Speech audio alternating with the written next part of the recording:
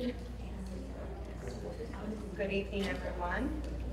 It's August 27th, 6:37.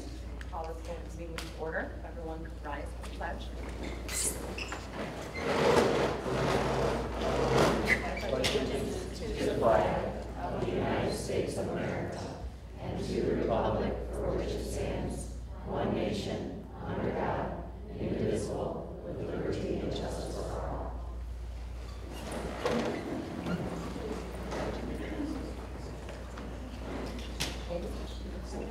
Yep. Vice President McDonough? Here. Secretary Summers here. Treasurer Whitney? Here. Trustee Schultz? Here. Trustee Atchison? Here. Trustee Alter? Here. Thank you. Any changes to the board agenda? I have none. None? Okay. We're going to schedule public comment for agenda items only. Kelly, do you have? So we have a list of hearings. Do you have that? We can't hear you. We can't hear you. Oh, thank you. Is that better? Yes. Yes. Okay. Fantastic. All right.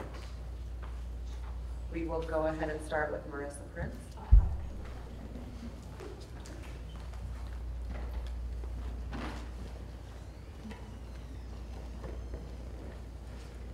Hi, so there's an agenda item related to when the district will be informing parents of threats, and it sort of defines that the district has to decide if a threat is like real and if the person making the threat has access to weapons. And I guess I'm hoping when we get to that segment we can be given some examples, because I just tend, I have 3 kids at 3 different schools, and I tend to want to know about any threat to their safety, given everything that's happened, so that I can make a decision about sending them to school or not.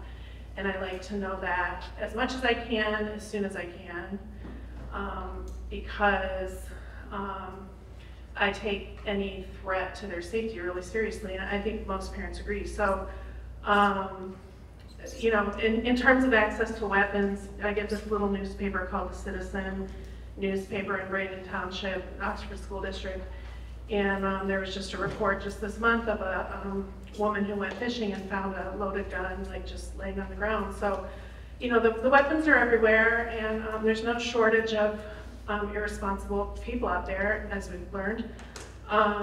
So we really can't trust people, basically. I don't trust most people anymore when it comes to this. So that's my comment. And then additionally, I just want to say that I value the board when you have open dialogue and communication before you vote on something. So I look forward to that tonight. And I see that we have parents of some of the victims from November 30th here. And I just want to say that I'm here in support of them and whatever information they need, and I'll always support them, and I care about them deeply. I think we all do, and they deserve the answers that they need. Thank you. Thank you, Marissa. Cal Myers.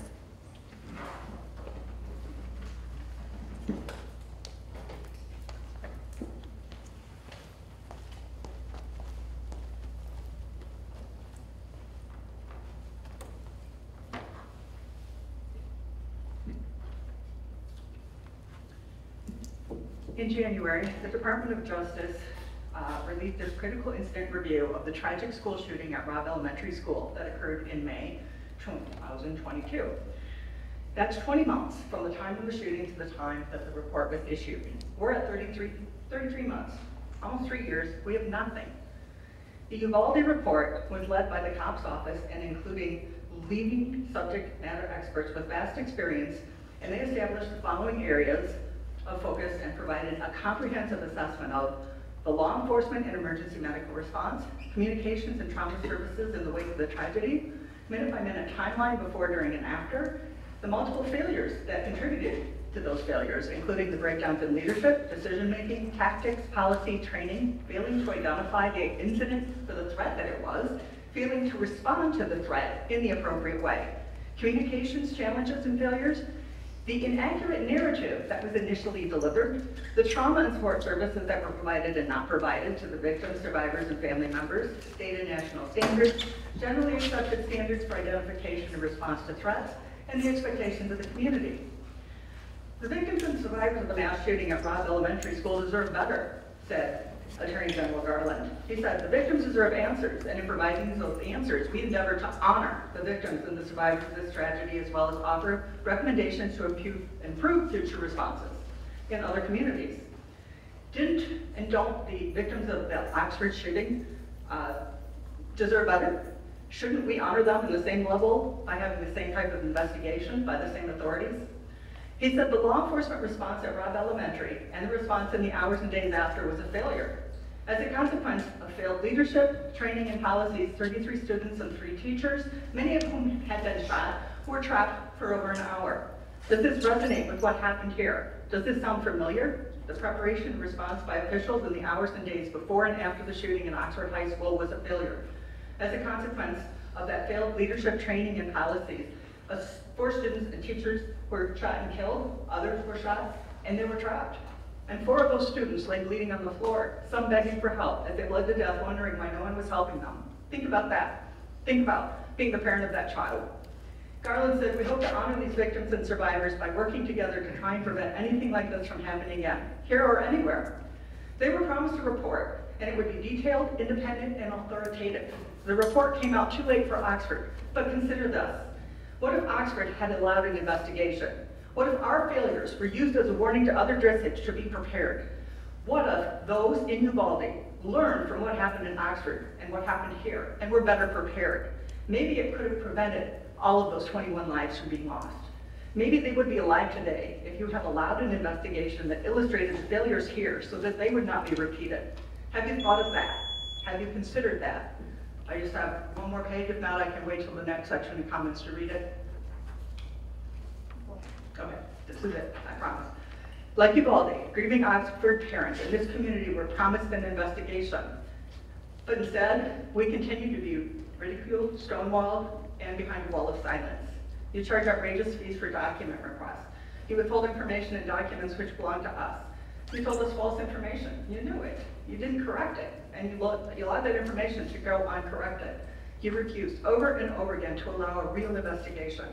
Parents of murdered children are forced to live with the fact that the people responsible for killing their beautiful children remained employed, got raises, and took jobs where they benefited from the tragedy they created through their negligence and because of their failures. That's how we feel.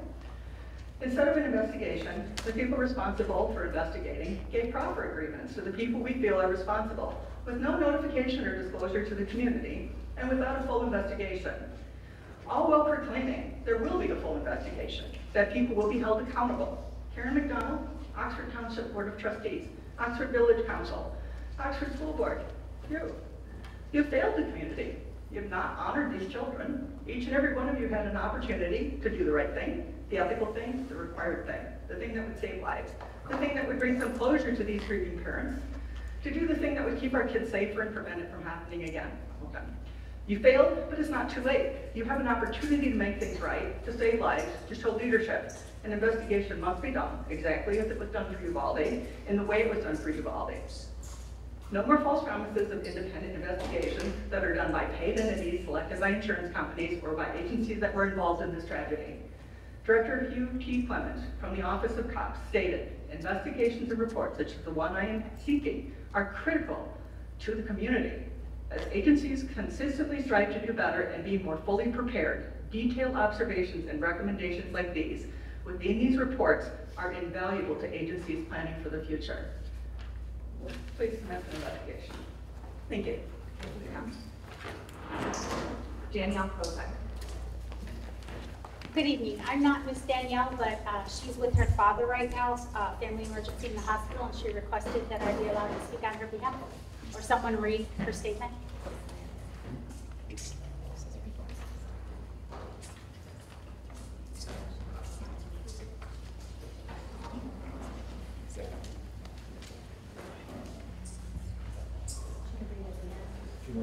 She could read it at the end. Yes. I don't know what the policy is, so I'm not sure. identify as Danielle.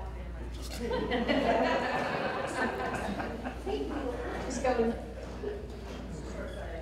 And it is America. I can identify as her, correct? You know, my personal opinion is a family emergency, and if she's sent to her to read it, I'm okay with it. But if we want to, what are the other opinions? And we also not here to confirm that with any of us, that she's actually here on her behalf, so.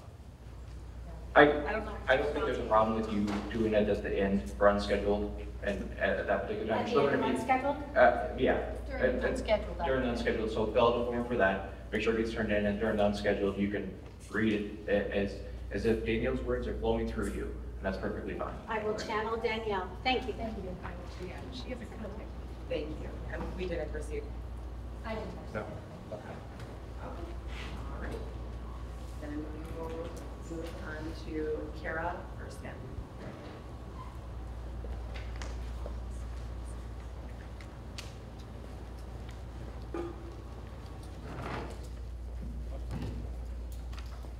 Hello, good evening. Since we have a few new board members, let me introduce myself. My name is Kara Erskine. I'm a U.S. veteran, a social worker, and a mother to an Oxford High School grad, class of 2024. It has been 101 days since the Oxford shooting on November 30th, 2021, a day that forever altered the lives in countless families that shook our community to the core. The pain and loss endured by the families who lost their children, Justin, Tate, Madison, and Hannah, are unimaginable, and their grief continues to echo through our community. To truly begin to heal, these families and our community need answers. We must understand what went wrong, where the system failed, what could have been done to prevent this tragedy. Without a thorough investigation, the wounds left by this horrific event will remain open, festering with unanswered questions and lingering doubts. This is not just about Oxford. It's about every community across our state and nation. We owe it to those who have lost so much to ensure that this kind of tragedy will never happen again. We owe it to other communities to learn from this, to take action, and to create a safer environment for our children. That is why I'm before you today to urge this board to champion a full investigation into the Oxford school shooting with subpoena power.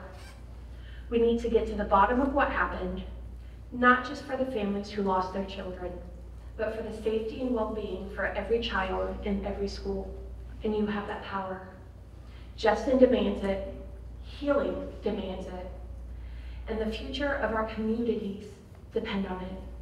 Let us act now with courage and conviction to seek the truth and to bring about justice and change that is so desperately needed. Thank you. Thank you, Kara. Renee Upham.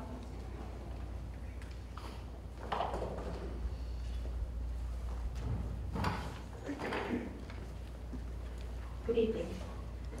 For those on the board who don't know me, my name is Renee Upham. In November 2021, I was a teacher in Oxford the year of the shooting. My son Keegan was a student at Oxford High School. I was a part of the initial poorly planned initiative by this district to equate Oxford Strong with moving on, not talking about it, and denials. I have a few things I wanted you to know. First, I want you to know, this past week, we moved my son Keegan to college. He put up a ribbon with Tate's name on it above his desk. He brought his Justin shirt.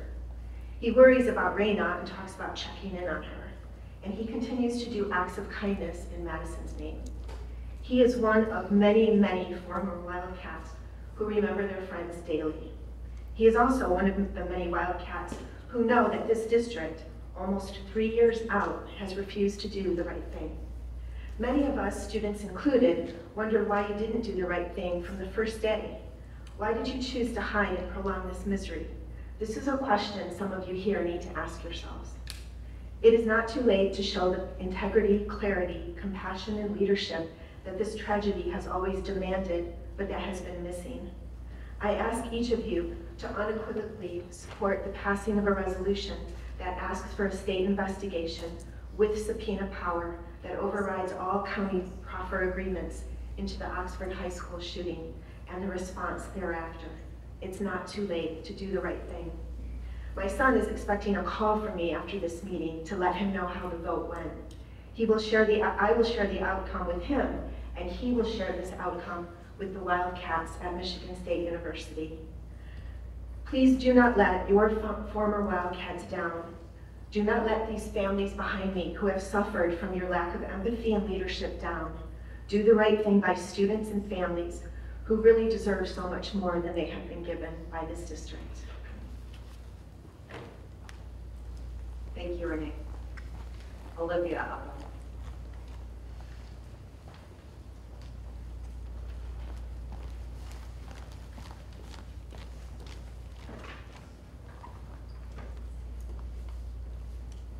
Good evening. I know there are some new faces on the board, so my name is Olivia Upham, and I was an Oxford Wildcat from my first day of preschool through my graduation at OHS in 2017. I received the unexpected opportunity and honor in the fall of 2021-22 school year to teach 6th grade at Oxford Middle School. My best friend, who also happens to be my youngest brother, Keegan, survived the shooting that same school year, though his friends did not. This is probably the last time you will see me at one of these meetings. I started coming to these meetings almost 3 years ago in my personal need and quest for empathy, transparency, and accountability. I look to you to help me make sense of why I was put in the position of locking down with my classroom full of 11-year-olds, where I wasn't sure that I would ever see my brother again. However, I'm moving across the country in 3 days. A move that was supposed to happen 3 years ago, but I didn't feel it was morally conscionable to leave when my students, my family, and my hometown were suffering. So here we are, all of us again in the 11th hour. Let's talk about legacy. There will be a day, perhaps soon, or perhaps in decades, when the insurance companies, lawyers, lawsuits, consultants, and journalists fall away, and what will be left on this hallowed ground will be each one of your legacies individually. I want you to imagine this day. I want you to feel it. I want it to weigh on your heart. I want it to sit on your mind. And I want you to ask yourself, each of you right now, if you are okay with a legacy that goes directly against the deepest and most vital wishes of the families who have lost the most, of the families who cannot walk away from November 30th in a way that the rest of us, the rest of you can. It is time to meet this moment after nearly 3 years. It is not too late to make your legacy one of justice, righteousness, and honorability, of basic human decency. I ask each of you to unequivocally support the passing of a resolution that asks for a state investigation of subpoena power that overrides all county proffer agreements into the Oxford High School shooting and the response thereafter. There is not a dollar figure, an initiative, or a reputation that is more paramount than looking at the families who lost their worlds on November 30th and choosing to vote in a way that lessens their questions and their suffering. There is a unique and evil heartbreak that I feel after every school shooting since Oxford's. You alone hold the power to uncover the lessons to be learned, to save lives, and to derail the train that is coming to so many American communities in the future. People can learn from what happened here, but only if you let them. It is utterly unconscionable not to investigate fully what happened here. This is it. We've met on many, many Tuesdays since the tragedy, and the moment is now. Please do not turn your back on it. I am proud of my home, and I love my home, but this is it. Thank you. Thank you, Olivia. That concludes scheduled public comment. Moving on to the consent agenda. You all have in your packets minutes from last meeting, bills payable, and HR updates. If anybody would like to make a motion. Thanks, Colleen. Move to approve the consent agenda as presented. Support? I'll support. Thank you, James. Any discussion? All those in favor? Aye. Any opposed? Motion carries. All right, now we have a presentation from Ms. Verbecki on lessons and everything.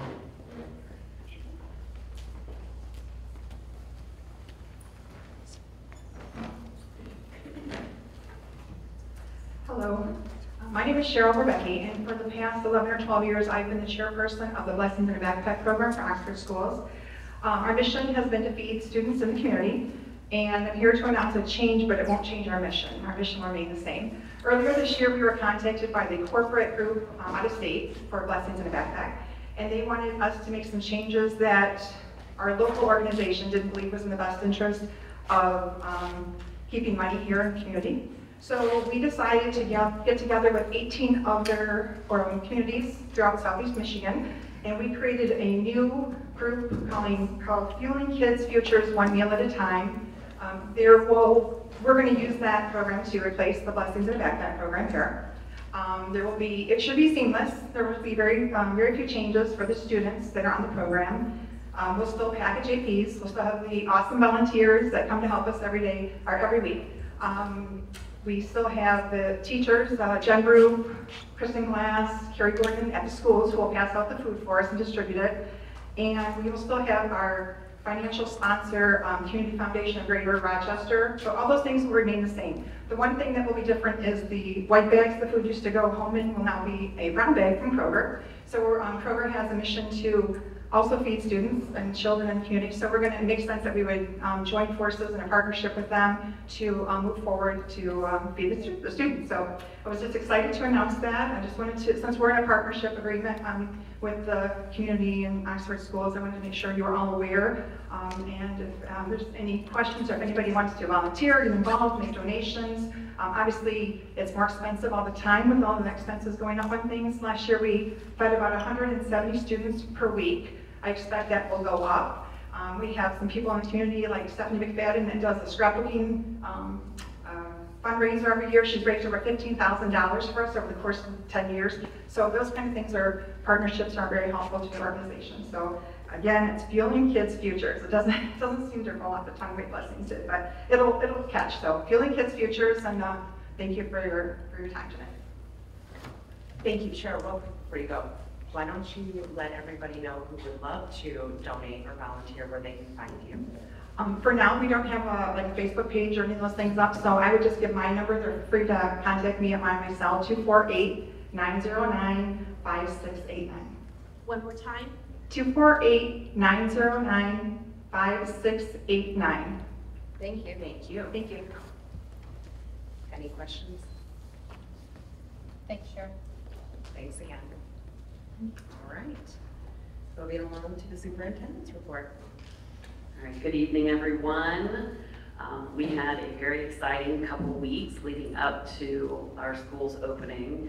We had lots of open houses, for popsicles, and I was absolutely astonished at how well attended those events were.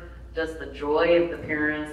I am not assuming that they were joyous about giving their kids back to the schools, but that could have something to do with it. I don't know, but the kids were just thrilled to go find their classrooms. It was really fun to see the joy in the kids. And we opened up last week with our staff, and I'd like to thank our staff, including our food services, our custodial staff, our transportation, everybody that worked really hard to make sure that we got schools up and running effectively and efficiently. However, I do know that getting school up and running can be have hiccups a little bit. So we did have a few hiccups that I just want to address before I share a presentation with you. The first challenge was, of course, the buses. So at the beginning of the school year, we route over 4,000 students, although only about 2,000 end up riding the buses. So that's a process in and of itself to determine who is riding, who isn't riding, who's showing up. And so the bus drivers are driving all of that area to pick up all 4,000 kids.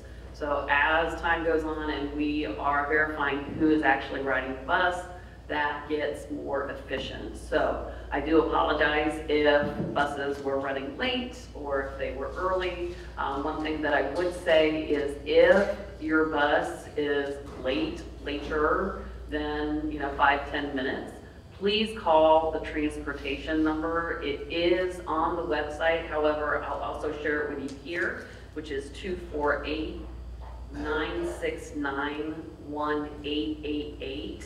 So please don't hesitate to reach out to that number. Again, that is on our website as well. The other challenge brought to my attention, our 7th graders in particular turned in their Chromebooks at the end of the school year last year. Our intent was to go a different direction with Chromebooks and replace those with iPads. Google was transitioning away from the G5 and they were no longer going to support it. But then at the last minute, they were like, hey, we are going to support it for 2 more years. So these Chromebooks were still functioning, they would still be in service, and would save us about $700,000.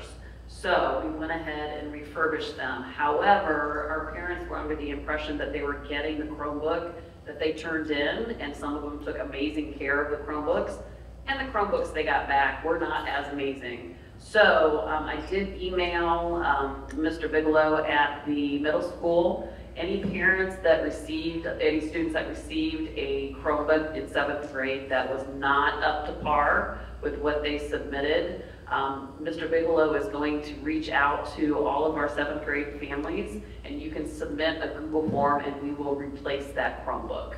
So my apologies that there was miscommunication. We're working through some of those technology glitches. The final piece that was brought to my attention is that in elementary school, in our class libraries, we got a grant to add a tremendous number of books that students could elect to read from, science, social studies across the board. It appears as if our social studies bundle that the grant provided was not as broad as we would have expected, right? We want to have a plethora of perspectives.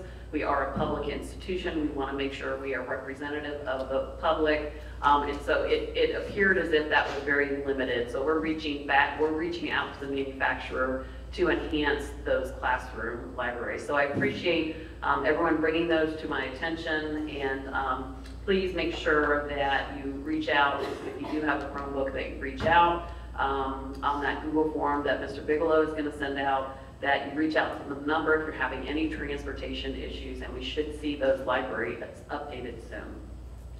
Now, for the exciting part. So we started school last Thursday. My cabinet team has been going out to all of the schools. I've had a chance to get to all of the schools and be in the classes. I was booed by a 1st grader today because I told them I was from Columbus. I said, wow, that hurt my self-esteem, but that's okay. He meant well. So they were just really fun to go in the classrooms, and we sent out a request to our staff to share pictures, videos, comments from students. And what we've done is we've put together a compilation, school by school. It's about 11.5 minutes long, so bear with us. We just wanted to make sure every school had an opportunity to be showcased. So Erin, if you don't mind starting that.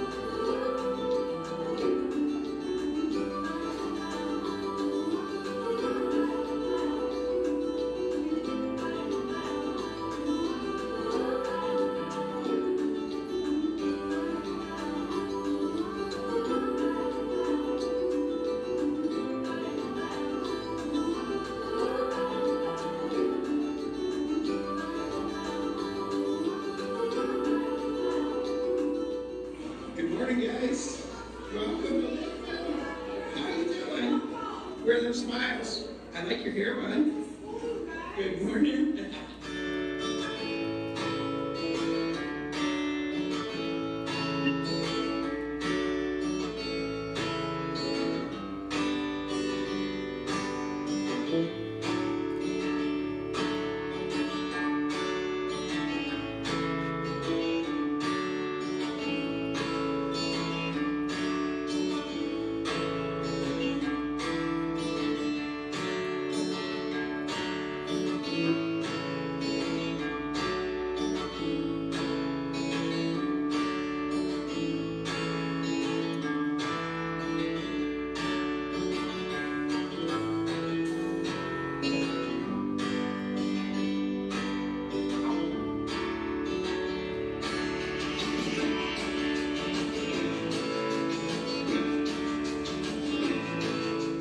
My favorite part of the day, it was really exciting, was when all the staff was standing in the lobby as the kids came in off the buses.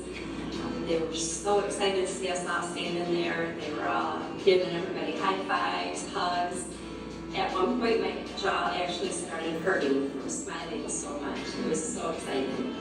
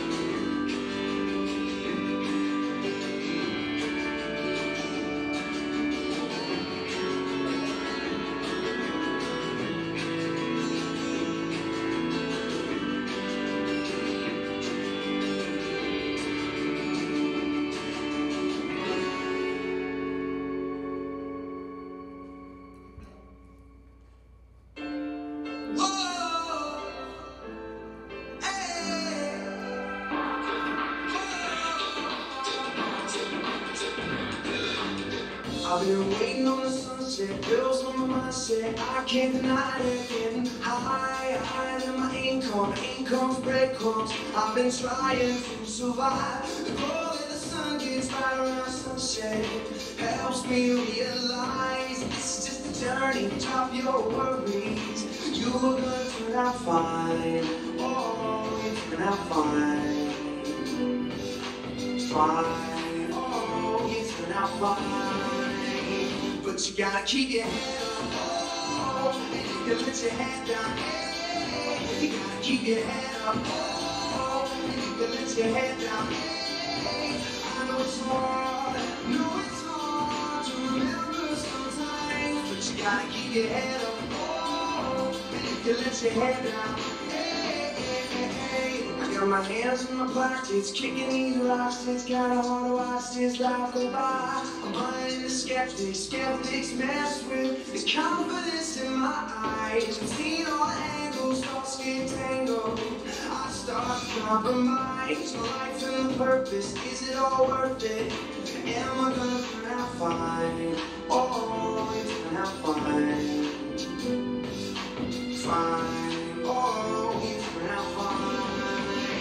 But you gotta keep your head up, oh, and you can let your head down, hey. You gotta keep your head up, oh, and you can let your head down, hey. I know it's hard to remember sometimes, but you gotta keep your head up, oh, and you can let your head down, hey, hey, hey. Only a rainbow after rain, the sun will always come again. It's a circle, circling around again. It comes around again. I said only rainbows after rain, the sun will always come again. It's a circle, circling around again. It comes around, but you gotta keep your head up, oh, and you can let your head down, hey. You gotta keep your head up, oh, and you can let your head down, hey.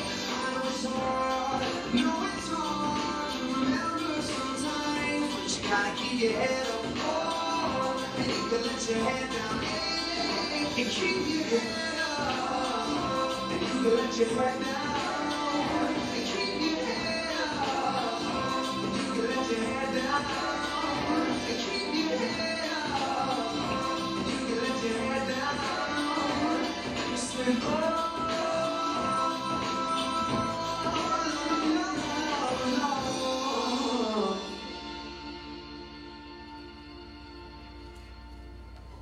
All right, thank you for your patience. I know that was a little long, but that is our why.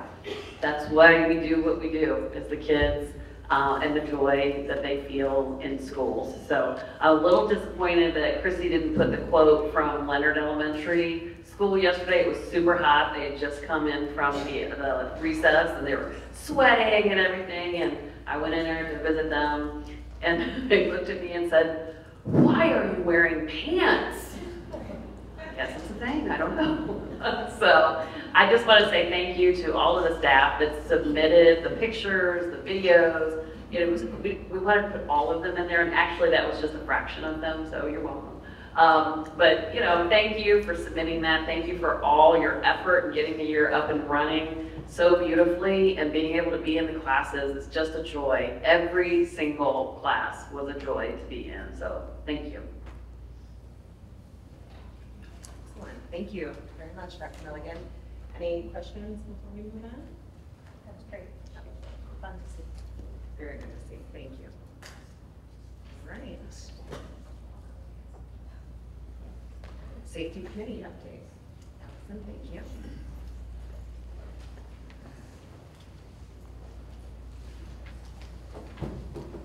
Good evening. Just wanted to provide an update as we did have both the district safety committee meeting and a parent safety subcommittee meeting last week. And so part of when we put these together, this graphic is from Safe and Sound Schools, and I think it's a great visual for how we approach school safety planning and development, as it covers all 5 phases of emergency management, but it also really focuses on the preventative measures, looking at mental and behavioral health, the health and wellness, building that culture, climate, and community, and things that we continue to rely on. So I think that's where a lot of that, I know that's where we really stick in with the work and ensure that we have a diverse group who attend these meetings.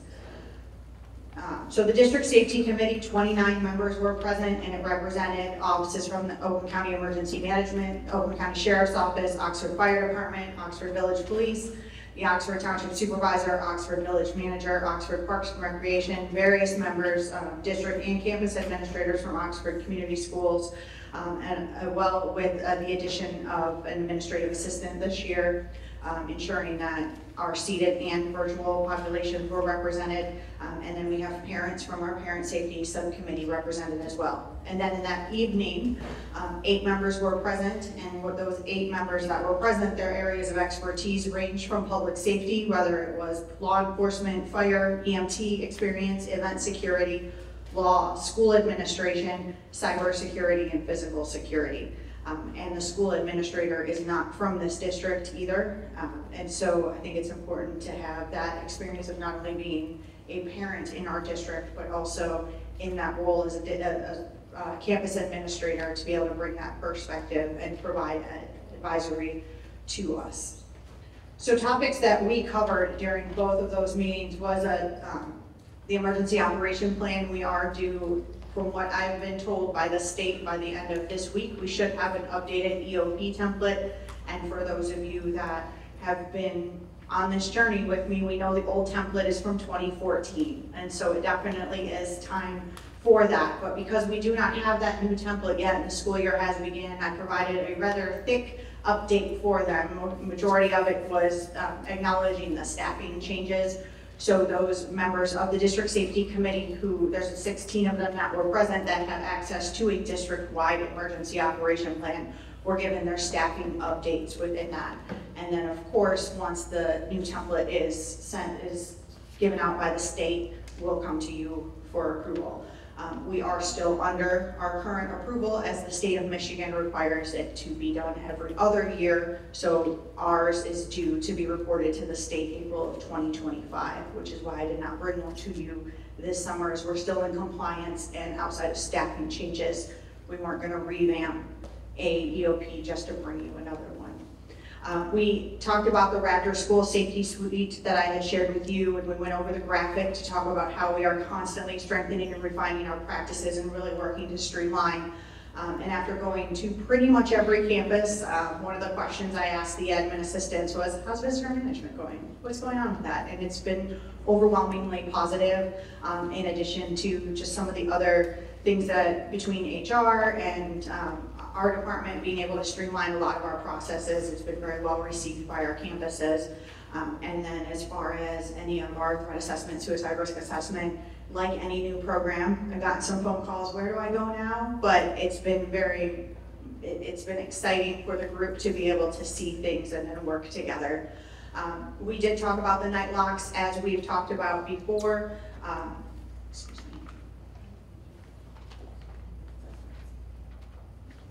I apologize.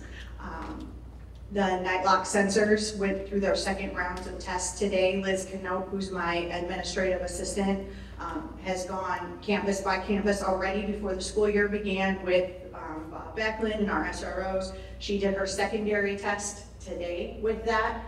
Notifications have been coming. The power went out at the high school, so Shane and I both got the notification that they were offline. And so it is going to be an effective way for us to be able to lock down if we needed to in those public areas, but still be made aware of if anything's done for nefarious purposes.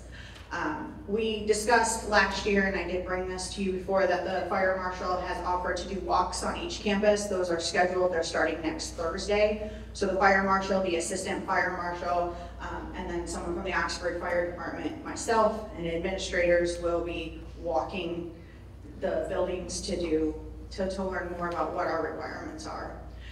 We also talked about the new camera software that I shared as part of our welcome back, and it's, again, like anything else that's new, we're still getting used to some things, but it's been very well received. It's very nice now. I have it on my phone when I'm in district and can VPN when I'm not. And the streamline of the processes has gone well. We did talk about the community awareness briefing during the parent safety subcommittee, which was the learning opportunity that I had thought might be possible for our community, but after our parent safety subcommittee discussed it, it really did focus on extremism and radicalization, which the parent safety subcommittee felt that aspect of the 2-hour training took up majority of the time, and it wasn't what was going to be most effective for our community. And so we will continue to work with Homeland Security and Oakland Schools to see what we can do to bring more awareness to our community in a way that's going to be meaningful. And then the last thing is we spend a lot of time talking about the communications administrative guideline with Christy coming along, as well as Dr. Milligan. We wanted to get clearer and provide very a strong procedure and process for what we're doing for our communications as far as safety is involved. And so we spend a lot of time receiving feedback and from both the district safety committee with the 29 members that were present from various areas, as well as the parent safety committee. We took that feedback, revised the AG, and then put it back out to the members. We did have Mike present at the district safety committee and have the opportunity to provide that feedback. And then Christy's going to talk a little bit about what that's going to look like. So I will switch with you.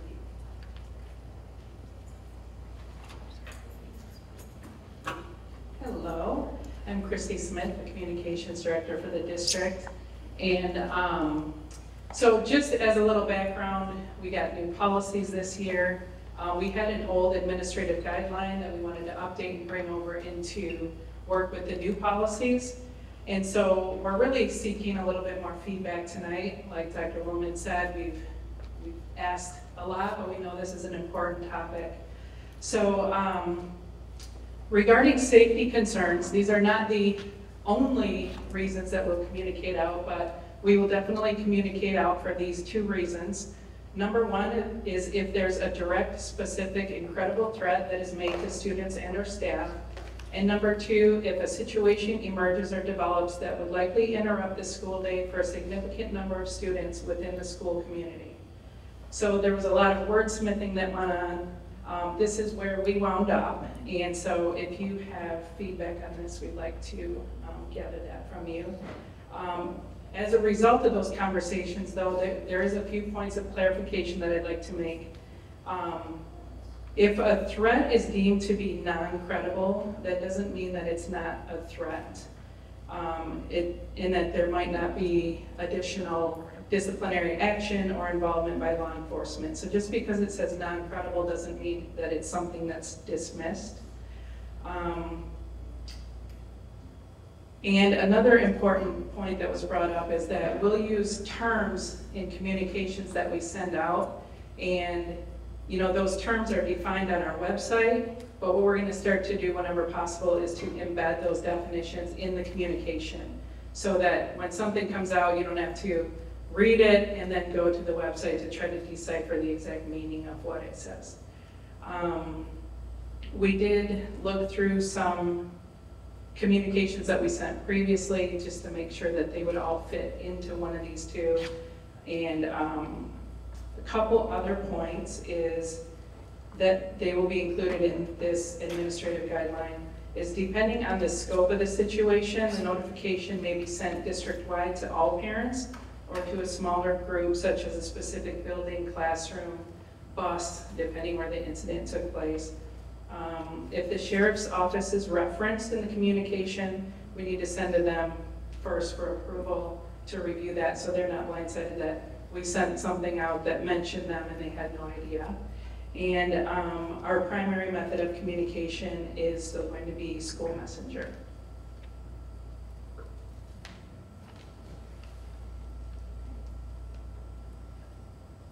Any questions? Can you speak to how a threat is determined to be credible or not credible? Yeah, sorry, that was on the slide, I think. So that's here, and this might be more in your wheelhouse. So we've been working in a partnership between the district safety department, my security specialist, we have one every night, he was over there, he's patrolling both our SROs. We work then with the appropriate school administration to determine their intent and ability to carry out the threat. And then we work with, of course, our appropriate law enforcement agencies. It's not a decision that's just made by district officials. We would work in coordination. And then part of what we have here is the person making the threat possesses the means, method, opportunity, and would be in proximity of the people and the objects. And so that's not to say a non-credible threat is fake. That's not what that means. What that means is it may not, they may not possess the means, method, opportunity, or be in proximity to carry it out. But that doesn't mean we would ignore it. We would still investigate it so that we're able to get a full picture of the idea. And if it was deemed through the investigation to become something credible, we of course would communicate and continue to work with our local law enforcement agencies. But as anything related to safety, threat assessment, suicide risk assessment, bullying, no decision is made in isolation. It is made up of a multidisciplinary team so that it is not one person making that credible versus non-credible threat. And so even when we have calls that come from OK to Stay or anonymous bullying reports, they may give the OK to Stay, MSP may decide and let us know if they deemed it to be credible or non-credible. We would still work with our local law enforcement agencies as well as our safety and security team here in Oxford to make that determination ourselves through our investigation.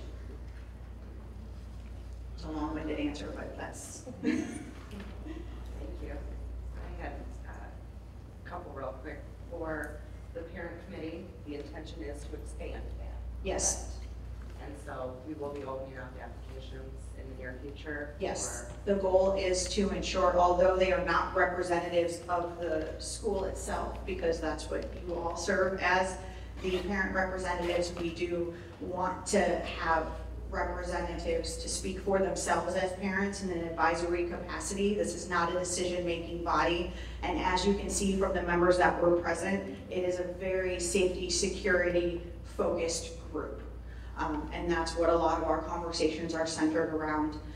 Even the school administrator wrote a dissertation on a safety topic. And so people within there, it's not enough to read something. It is, what are you living, so that you're able to provide your expertise to help us continue to strengthen and refine our practices. And so Dr. Milligan and I have sat and looked at, because we do have some students who moved from DA to OES or from one of the elementary schools to the middle school. So we do have 6 buildings that will open up for that. So we will work with Christy.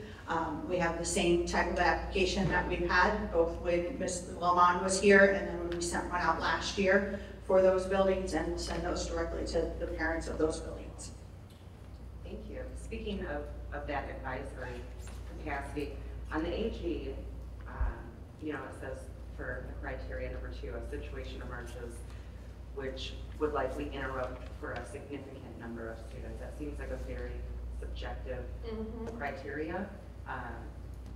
What kind of guidance are you going along with that? Are you going to be utilizing the parent safety committee to kind of, you know, soundboard some examples? Would this communication be appropriate in this instance? You know, where are you making that concrete? So for our September meeting, that is our topic. It is, as we know, there's been a lot of work on our crisis communication, and then we had Christy step into the role, so she's reviewing what had already been in place and then taking time to revise and edit as needed. But Christy and Dr. Milligan and I will meet with the parent safety committee to do that exact thing. Not necessarily your airplane crash situation or a chemical spill, but looking at, we received an OK to Stay about this. What would you expect as a parent? And not using anything, of course, that would violate FERPA. There are plenty of ideas that are on like the averted school violence page that we could use that were true cases, just not for us. How would you want us to handle that as a parent? And that's similar to what we've done when we're looking at developing discipline processes, procedures, behavior, is this is what I need if someone comes to discipline tribunal, what do you need as a principal? And then going from the principal, what do you need when a teacher brings you a behavior concern? So really starting and looking at what do the 3 of us need, how do we communicate, which we've already talked about that, so now it's time to then work with our administrators. What do you need communication-wise? And then we'll bring it to our parent safety subcommittee next month for their input on that. Excellent, thank you. Were there any other questions, comments? Okay, thank you, ladies. Thank you. We will move on to Board of Education matters. First up is the OHS theater field trip request. Yes, okay, great, thank you.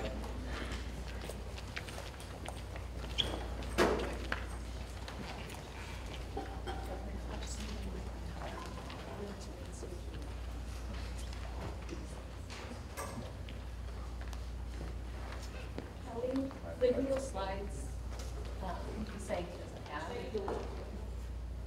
Should be on the link. That's a PDF.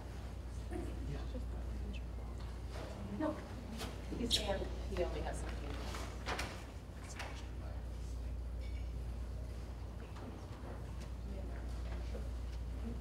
All right, while we're sorting that out, I will introduce myself to those of you who may not have met in person. I'm Krista Price. I teach at the high school, direct theater, and I've been running the theater program for the last 13 years there, so all the plays, musicals, black box shows, improv team, all of that I'm in charge of. And John is here with me today as well.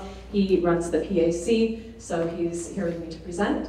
While they get that up, I am here to request approval for our fall play retreat. We actually did the exact same trip last year, and it was such a wonderful experience. I'll wait till I get my information up before I get into it too much. John is a tech guy too, so it's nice to have an extra on hand.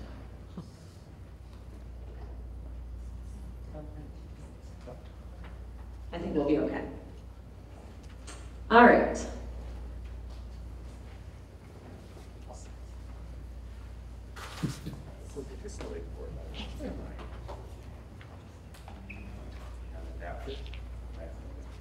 Did he get the email? I just emailed you again. She said she emailed it again. Do you want to check and make sure that it's right?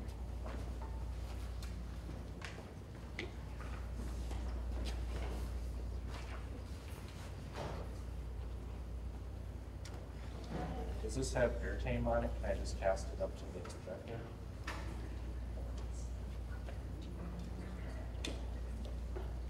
Is that USB-C and I can just report to USB-C?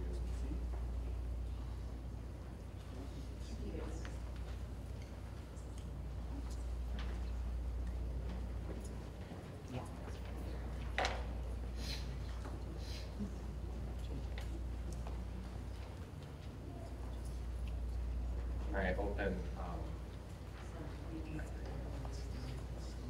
Can I open my email? I don't.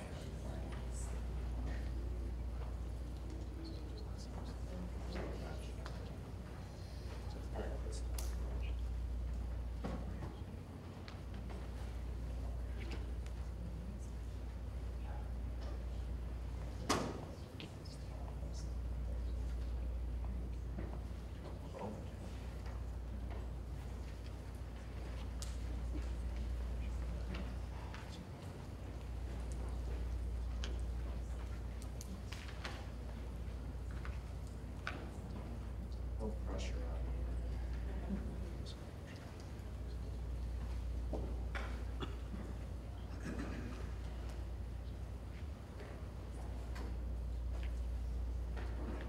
plug this in now.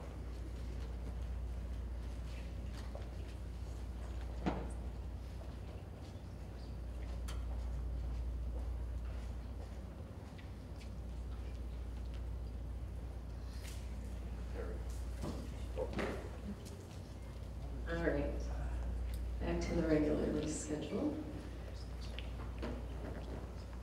I'm looking at it, and it's fine. It's unmuted. Just gotta wait for it to warm up.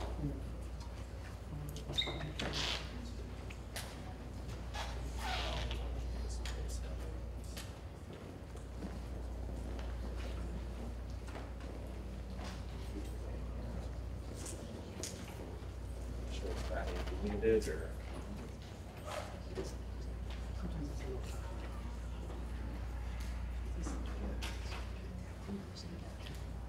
I'll wait, if I can ask, do we have somebody here for the DC field trip too?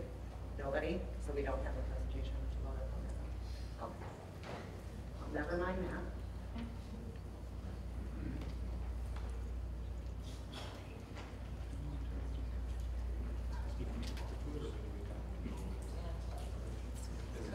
Is it the H4 rank? Well, from the BT. It's on this screen, it's not projecting, so. Just spin it around. You wouldn't get the. Yeah.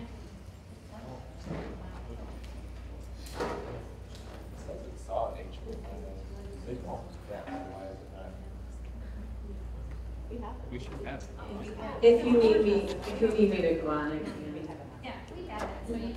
All right. If you don't mind, I'm just gonna use the screen at least so I can kind of talk through what you guys are seeing. So you have the presentation up, correct? Okay, wonderful. So, all right. So like I said, we took this trip last year and we really appreciate the board's support in making sure that we were able to do this. The purpose of our trip, the Fall Play is a keystone event every year for both our students and our community. But we have, with the more programs that we have in our district, especially all the amazing arts programs that we have, but we all share the same space and the same schedules and the same, it just makes it really difficult. And so we keep getting edged even more, all of our programs. And so this was a way to take some of our time and space out of the building and take our students somewhere else where we can spend an entire weekend really focusing on each other and the show. So that is kind of the purpose of the trip. The next few slides, I put some images up from our Fall Play last year. So kind of the finished product of what we created so that you can kind of see, I know some of you are new to the board or maybe even new to our program, so you can see what we had as a finished product. And we're really proud of our theater program at Oxford, and we hope that we are a point of pride for the district in what we're able to create with kids. We work with amazing students. If you go to the screen where it says goals, these are the goals of our trip. To participate in team building and cast and character or show related exercises. We don't have those. We don't have that. You don't have? We have an entirely different. I'm happy to. I did check beforehand to make sure that everything was good to go, but okay. So I will just talk through it. Thank you for your patience. So one of the goals is to participate in team building and cast and character or show related exercise designed to build a cohesive cast. The second goal is to provide the cast and show with dedicated and intense supplemental rehearsal time, like I said, because of our limited time frames and spaces. And our third goal is to provide a distraction-free, out-of-school and inspiring setting in which students can fully commit to self-growth, team cohesion, and rehearsal and show excellence. Some of the slides after that are some of the activities that we did last year, as well as some quotations from the students of what it meant for them. I'm sure Kelly can share the links with you that were shared with her. We're going back to elementary and walking the book around. So we had some of our tech crew go along, we had our entire cast go along, and we had 8 volunteers as well last year, just to give you a snapshot of how things happened last year that we would like to model this year after as well. Nature really showed off for us last year because it was a fall retreat, and so the colors were popping. It was really, really gorgeous. All right, so the student, staff, and transportation, approximately 15 cast members. We haven't actually cast the show yet or had auditions yet or anything. We just know that 2 board meetings are required, so we had to get in even before we have our cast together. So approximately 15 cast members. Oh, there we are. We had a lot of pretty pictures, but there we go. So if we can kind of skip forward, back one more. Oh, now we're back in again. There we go. This is where we were. So students, staff, and transportation, about 15 cast members, like I said, as well as the student stage managers. Usually we have 2, so taking them as well. Last year, like I said, we had 8 adults that chaperoned, so we had a really great team working in service of our kids up there, and we have some committed already, and we're still working on if other people want to go. Transportation would be chaperone-driven vehicles, like last year, and then the location, cost, and dates. The place is Northern Pines Lakeside Resort. It's in Irons, Michigan. There's 6 cabins and a lodge. The lodge we use for gathering and rehearsals, so all of our meal times. We also used it as a rehearsal space. We would use the outdoors as rehearsal for some of our rehearsals as well. Cost per student, $100. That partially covers the food and transportation. However, as always, if a student's family struggles with that, we offer scholarships to make sure that everybody is able to, that it's accessible to everybody that is in the cast. Our dates that we're looking at are October 5th through 8th. So we would leave Saturday morning after the Friday night home football game and then return on Tuesday. So that's some some quick facts, and I do apologize that tech wasn't cooperating with us while I was scanned back through so that if anybody cares about some of what we were sharing. So thank you for your support in the past. We really appreciate it. It made a big difference for our students, and you can read some of these quotations of students that shared what it did for them last year. So we really want to take the opportunity to do this again. Any questions? Krista, is this just your second year? Yes. Yep, last year was our first, yeah. So we really, like I said, really appreciate your support of last year as we got it on its feet for the first time. I remember this last year, it was excellent. I know the kids really enjoyed it, so thank you for bringing it back. There is just one thing that I want to make you aware of, and also, you know, any other field trips that are being planned where you use chaperones that are parents driving students in vehicles. Just be aware that we have a new policy this year. It's 3105, and they will need to submit proof of registration. Yes. And insurance. Yes, and we did that last year, correct? Actually, we had submitted last year a different mode of transportation, and we found that there were other things that weren't covered with 15-passenger vans. So we had to kind of switch it, you know, at the last minute. So yeah, we went through that whole process last year as well. Fantastic. Yeah, thank you. Thank you. Any other questions? Okay, well, we will let everyone know they have the next couple of weeks to ask any additional questions if needed, and we will bring this back to our next board meeting. Thank you. Thank you. Thanks. Okay. We do not have somebody here for the DC, so we'll have to bring that back if they would like to do a presentation. But if anybody has questions preemptively now that we wanted to bring. Still be considered the first. Next time will be the first. We're not on a deadline with that one, correct? It's November, right? The cost, did you say? Yeah, the cost isn't on there, like per student, so student pays, but it doesn't have a cost on there in the form. I'm also wondering if they didn't come to the meeting because this is a recurring trip, and although it's a new board, so it's probably better if they come, but I wonder if that's why, because they've been doing it for so many years. This is something we discussed with governance, and we'll have to continue to discuss how we would like it to go from now on, because it is a little, sometimes they come, sometimes they don't. And I can only speak for myself, but I do appreciate the presentations, and I know everybody loves to see them, and parents need the information, and it's just another way to get it out there. So that's something that we haven't set in stone yet, and that's probably the direction that the governance committee would suggest we go. So as long as we are good for next meeting, we'll have that. Cost seems to be the only question at this point. And then I had one about the insurance that I sent you. And so if we could have an answer on that one too, informing the parents. And we will look forward to that presentation next meeting. So moving along to item C, FOIA appeal dated 8/20/24. You should all have information in your packet regarding this FOIA appeal.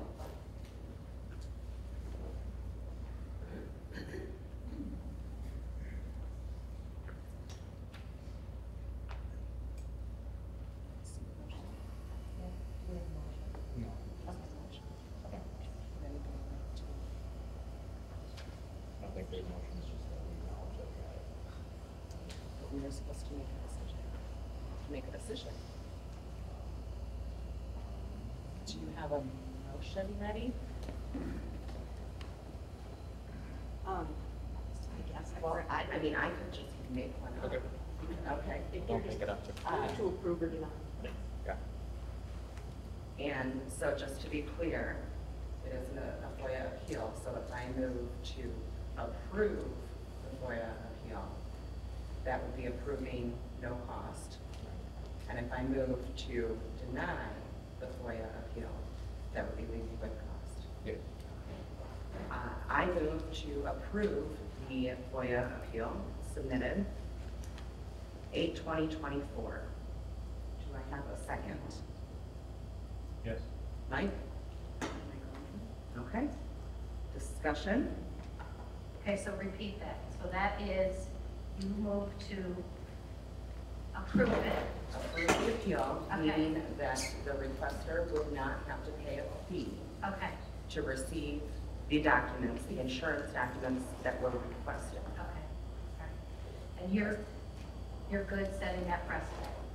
Not necessarily setting a precedent. I'm certainly not taking a position that we should do this at all times. I think that it is in our discretion to go on a case-by-case basis. That isn't within our power.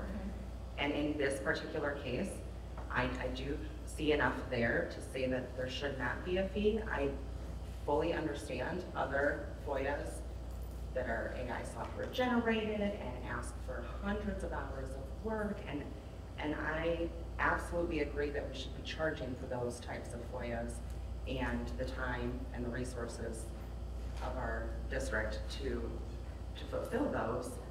But in this instance, I do not. I believe it is less than an hour's worth of work. It is an easily identifiable document. This particular person asked for documents like this in the past and were not given the full policy as requested, and they were not charged at that time. So those are my reasons as to why I believe that we should not have a fee for this one. Okay. So we'll, moving forward, your thinking is that every appeal, every time we'll approve it or not? We have to. Every appeal that comes We have to forward, approve we every have to appeal, but. approve or Okay. deny every. All right. So I don't know, I don't believe that every single one should be approved like I had mentioned. Okay. But an appeal has to come to the board, we have to make a decision. And as much as I do agree that consistency is important and things, and we are charging now this year, it doesn't have to be for everyone, and it certainly doesn't have to be in circumstances where if we as a board feel that the community benefits from the information, that we would waive the fee. So those are my. Yes. If anybody would like to add to the discussion before we vote on the motion currently on the table.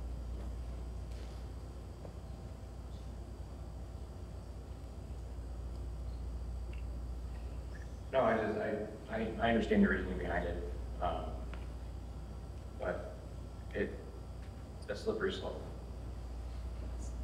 for things as it goes, so that's all I'm saying. As long as it's understood that each case is dealt by a case-by-case basis, we collectively agree on the direction taken based on the amount of work performed.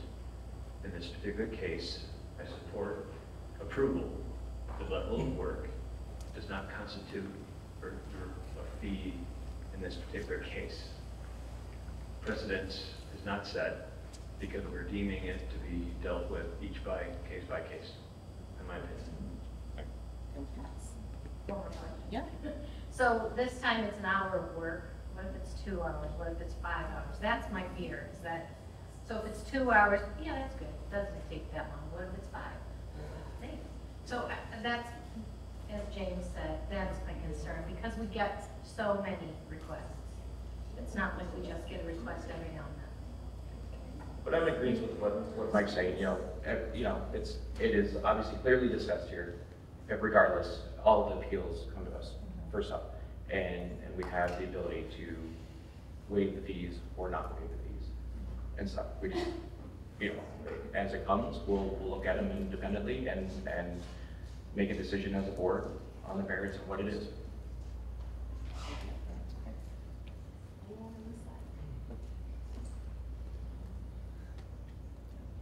I don't think it's all decision. I agree. I mean, I don't think we're setting a precedent. I do acknowledge that these can take resources from our other, district day-to-day business. But I think, as we discussed, it's every appeal comes to us anyway. we have to make a decision on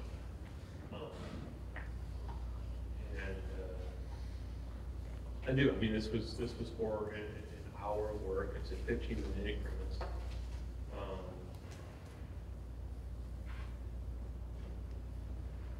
I was kind of in agreement at the beginning that I didn't really understand why we just couldn't pass it off to the requester, honestly.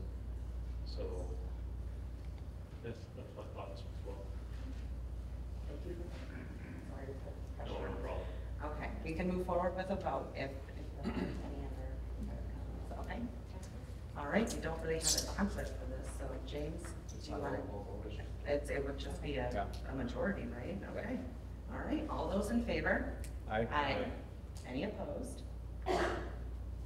One? Just on precedent. Yep. Completely fine, yes, is your right, I appreciate that. All right, motion carries. Next order of business is second reading of policy. And I was not here last week when you all had first reading. I haven't seen any questions come in additionally since then. Ann or James, correct me if I'm wrong at all. Okay. And so if the board doesn't have. Move to adopt. Right. Yep, we already have the first, I wasn't here for the first reading. I just wanted to go over one, because we did have some questions during policy committee on these. I just wanted to share, you know, with the board when that happens. For instance, policy 3115C, there was specific language in there discussing that the district will not disclose information to anyone other than the person to whom it applies in that Title IX policy, if you recall. And our question was about parents and surrounding that. It didn't specifically say it included parents. It actually sounded like it did not. And so we did receive from Troon validation that the actual Title IX policy includes parents as, always includes as part of that definition. So I just wanted to update everybody with that was included. And so if there aren't any other questions or comments about those policies, somebody would like to make a motion? It's a fun one. All right, I'll take it. Mike's just about ready. You ready? Want me to read? Go ahead. Yes. So I move to adopt policies 3115, 3115A, 3115B, 3115C, 3115D, 3115E, 3115F, 3115G, 3115H, 3118, 3402, 4101, 4102, 4104, 4105, 4105A, 4105B, 4201, 4206, 4209, 4401, 4402, 4403, 4405, 4408, 4409, 4503, 4507, 4609, 5202, 5204, 5304, 5420, 5711, 5713, and 5715 is presented. Okay, support. Ann, thank you. Any discussion? All those in favor? Aye. Any opposed? Motion carries. Thank you. And the reason we were late for this meeting, we had another policy meeting right before. And now this set of policies, the only changes are what Troon had put in, capitalizing the P in parents. So these policies were not on our agenda for today. We'll have those for you next time, so. These first reading. This is first reading, and literally nothing changed. We pulled out all of these policies because nothing changed except for the capitalization. Yes. No, They changed parent guard / guardian to parent, but the With a definition of parent includes guardian, legal guardian. Right. So no other changes in any of these policies. At the next one, we'll have more for you. So for now, this is just first reading of these policies. Again, it is myself, James, and Ann on policy committee. In the meantime, if you have any further questions, if not, can I get a motion? You want to have a question? Yeah. Go next. Yeah. And so did you cover these in policy committee or this meeting at all? Nothing? Because I noticed, for instance, like 3303, we determine the gifts and. We need to have a motion before. We should have a motion. Okay, that's Oh, fine. sorry. Yeah. Okay. So, I'll make a motion. Okay, great. Mike, I'll do it. Move to approve the first reading of policies 2203, 3104, 3107, 3108, 3116, 3303, 3403, 3406, 4204, 4214, 4216, 4217, 4221, 5104, 5201, 5209, 5210, 5302, 5307, 5308, next line, 5401, 5402, 5403, 5404, 5406, 5410, 5411, 5418, 5419, 5507, 5602, 5603, 5702, 5703, 5704, 5705, 5712, and 5805, as presented. I'll support. Mike, thank you. Now discussion. Okay, there you go. So like 3303 gifts and donations, it's highlighted in there, there's a blank for the value that the board would authorize the superintendent to take in, or a value exceeding a number the board would be at its discretion to accept or not. You're speaking to A3, correct? Yes. That is, so this it's 1,000, by the way. This policy is currently our policy. Okay. We have this policy in place. It is on our website, 3303. And so when you see that in that form, that's typically what the policy committee gets to make decisions from Troon. In this instance, we already have adopted this policy and it is on the books, and 1,000 is the amount. Okay. We are proposing to change according to Troon's suggestion, just like the parent guardian. Leaving the amount. Correct. The 1,000 would stay. The 1,000. Does that make sense? Yep. Okay.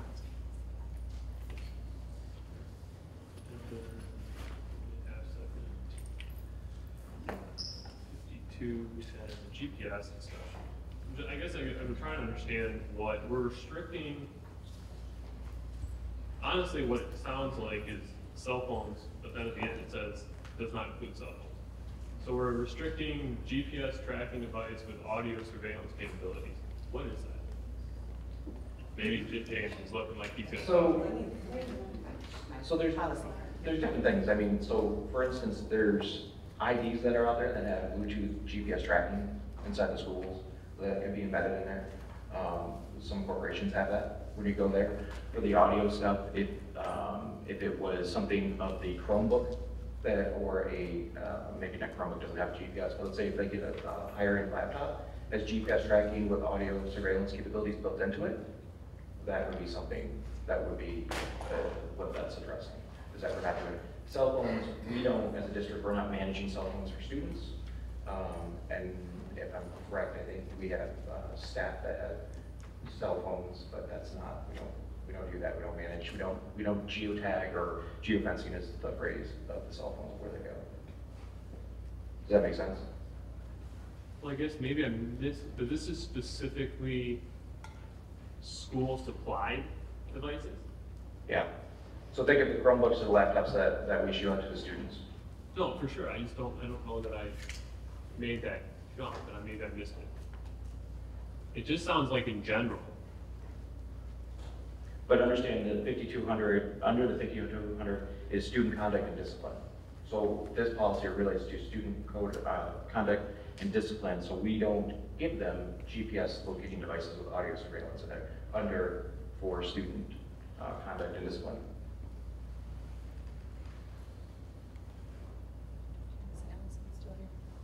I don't think she is. I can look into it a little bit more. Yeah, since it's our first reading. Yeah, we're not approving, so definitely look through it and bring up your questions. We'll definitely take it and look at it and get your answers. I remember specifically going through this with Allison and Vicki, and unfortunately she's not here, but she is going to have the very descriptive answer as to this device, because I remember asking the same thing.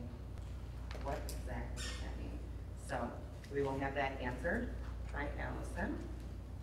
And did you have additional? Those are the two, I guess, on the alternate. I have to repeat that on the record, but no.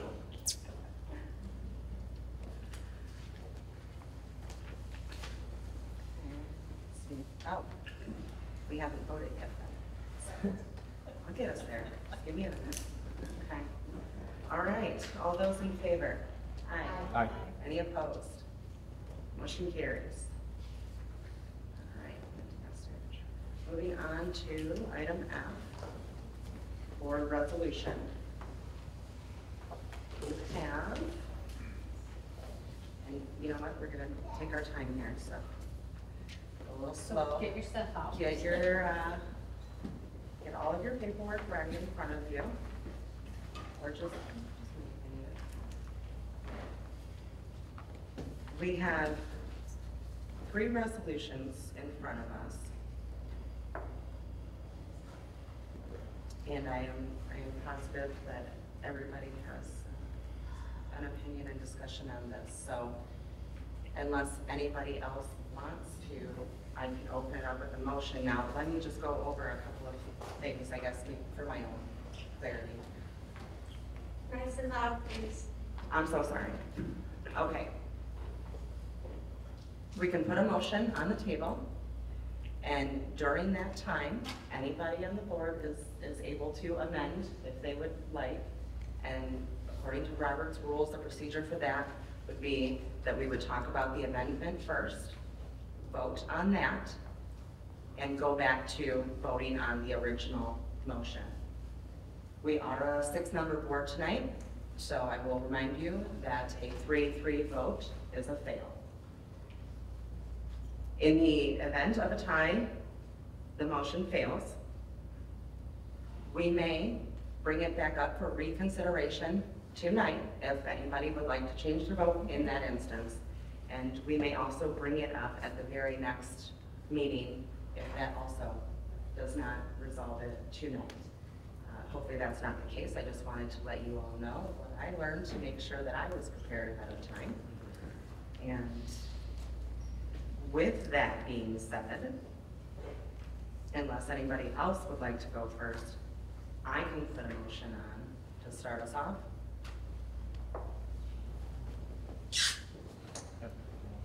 What's that? You want to go ahead? Go right ahead.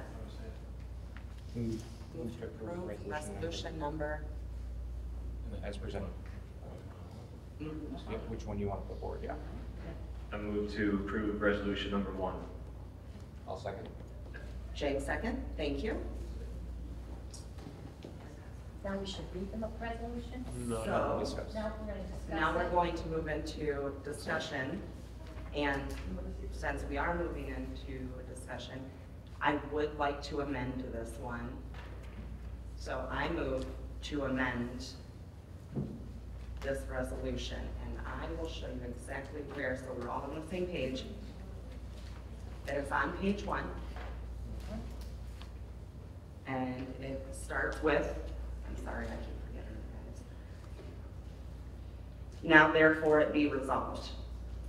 And you can see on your sheet how it is stated. Yep. My amendment that I propose for 2 reasons. One is that there is a typo in this, and 2, that I just think it sounds more cohesive. So I'll read it as many times as you will need, but the very end, before, it had said before, during, after, or, And after, so.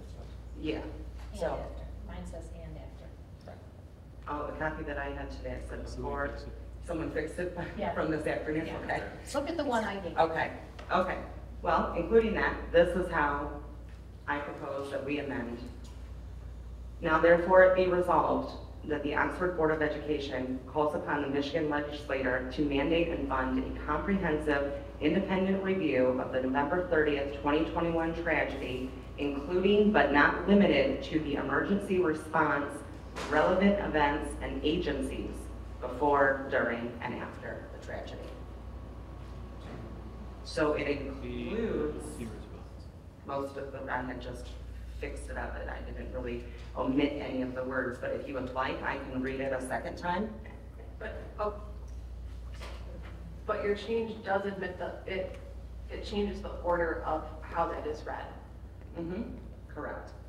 So it no longer specifies that it's an independent review of the emergency response. Correct, it's an independent review, including but not limited to the emergency response, relevant events, and agencies. So it puts them all together rather than separating them before and after the So then sentence. the review is open to everything. Correct, which is the case, either way you read it. So, read your proposed amendment again.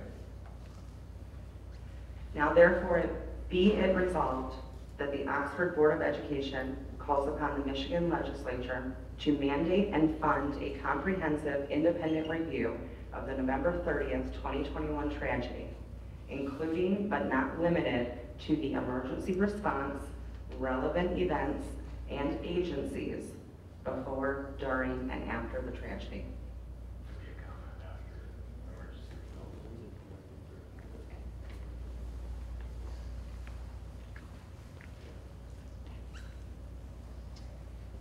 I'm gonna have to think about that to support that. Yeah. Yeah. Yeah, take your time. Yeah. Even if we want to just relax for a couple of minutes, I can. So it's not limiting anything else. Can you? I guess my focus of having the emergency response wording before everything else, what are we doing? What's the You don't know what you think? It's the freezer. Freezer. I'm at too long.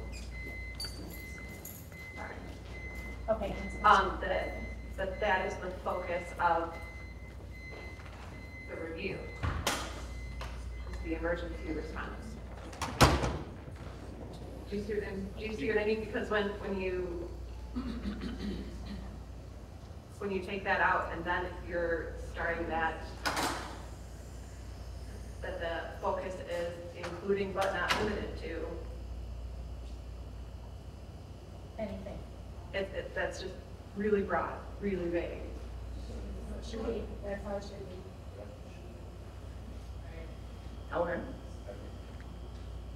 Any other comment? I mean, That's just the way I read it. For the opportunity, I think, from a vague perspective, and I'd love the opportunity to have us talk about this right now.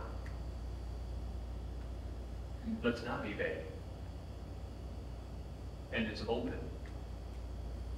So what do we agree upon when it comes to fully open, honest transparency when it comes to the investigation? So I think we're probably splitting hairs as far as the way it's worded, maybe, but emergency response, comma, relevant events and agencies during, before, and after. So it's inserting a statement of, we're adding that in, all open, let's get it all done, right? And I'm open to understand if I'm misinterpreting what Amanda's mentioned and what I kind of see as the same. It should be wide open, unlimited. Can you, I'm sorry, I'm going to ask you to repeat your amendment again. I keep looking at this and then I just need to listen to what you're saying. Absolutely. Now therefore, be it resolved that the Oxford Board of Education calls upon the Michigan legislature to mandate and fund a comprehensive independent review of the November 30th, 2021 tragedy, including but not limited to the emergency response, relevant events, and agencies before, during, and after the tragedy.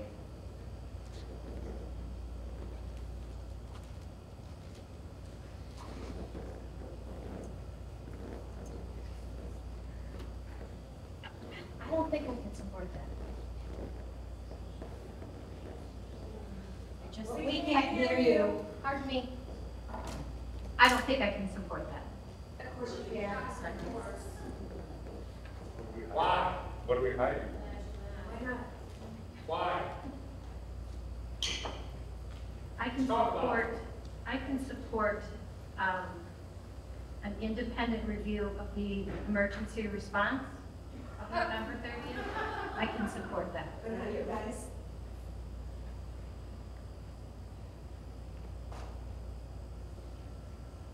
I feel like Guidepost already thoroughly looked at the school response. And I just have a really hard time putting our staff through that again, and our students. So imagine it was your child. Imagine it was your child. You might want to shut them off, please. Imagine it was your child that was murdered. Okay. I would like to ask for a little bit of respect and quietness while the board discusses and talks, and we are more than happy to hear everything that you have to say. But if you could just give us a few minutes, I know that this is the first time that some people are hearing this and may need to focus. So thank you in advance for that respect, and we will continue the conversation and take a few minutes as we need up here.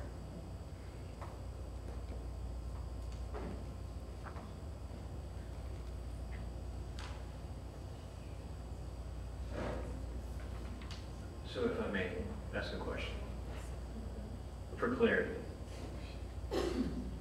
if we look at the last part of that sentence, and if we take it just from including but not limited to relevant events and agencies during, before,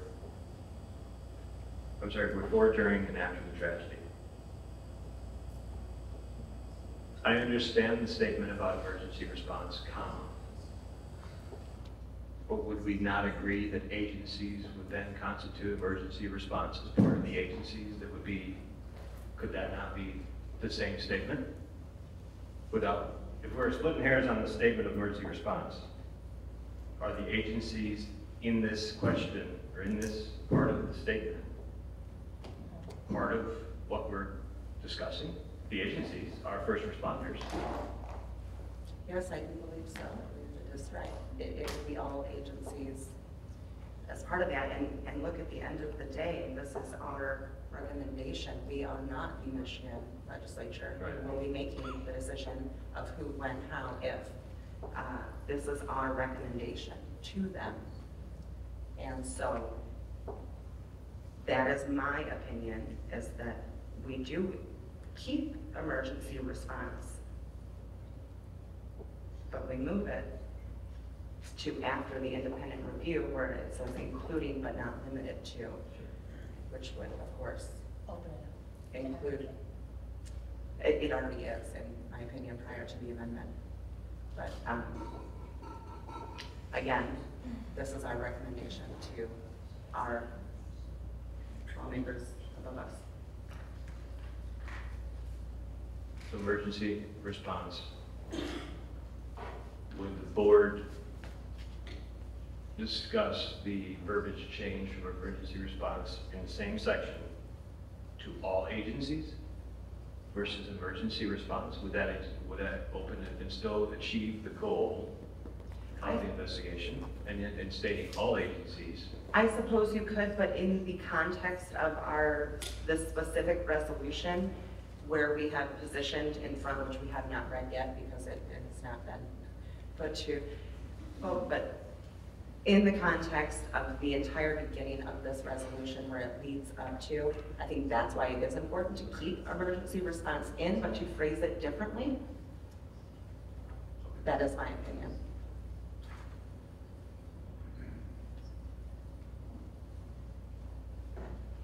So I know you made your motion for amending it. Who was your second, just so I can mark it down?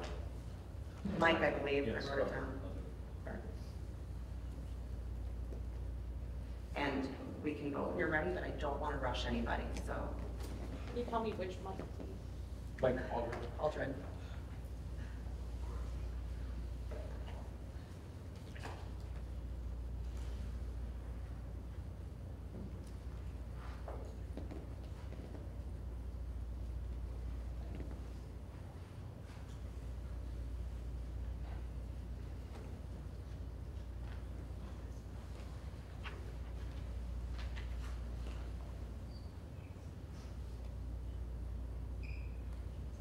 Can you send me your wording in an email real quick?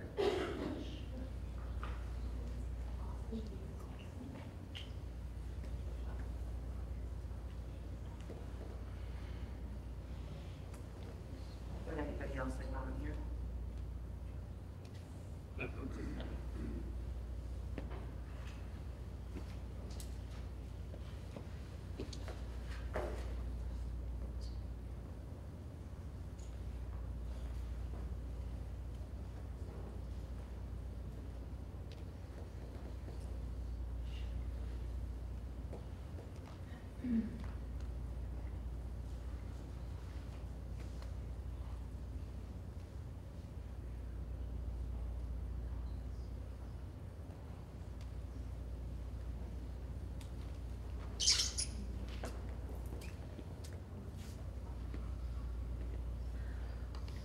I just think it's worth noting that the other two versions that we do have specifically do not include that wording in that way. Some of these don't include a reference at all to that. Right. So I just want to make note that the advice that we have sought on this, and it is done with great care and great consideration for the very important issue that it is. And everyone here wants to get it right. Everyone here wants to help. But I just want to point that out. thank you.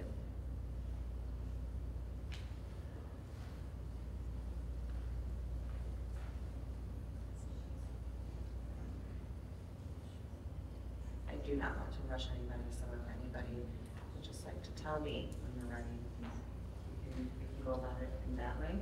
And as a reminder, it would be voting on the amendment first, whether that passes or fails, moving back to the original motion.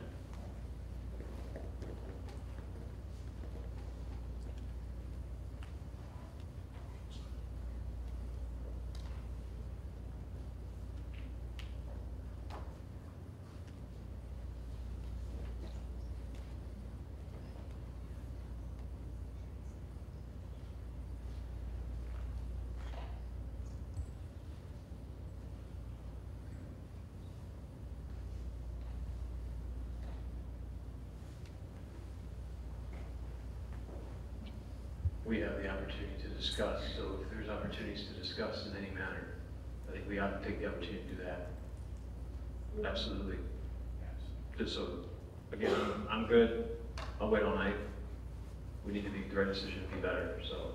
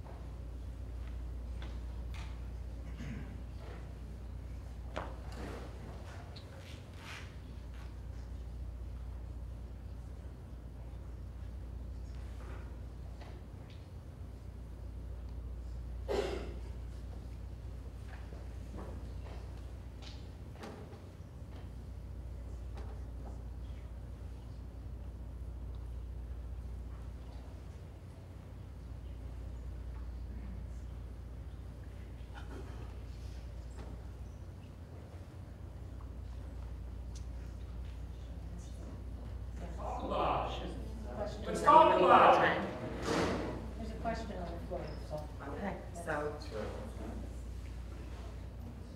I see everyone has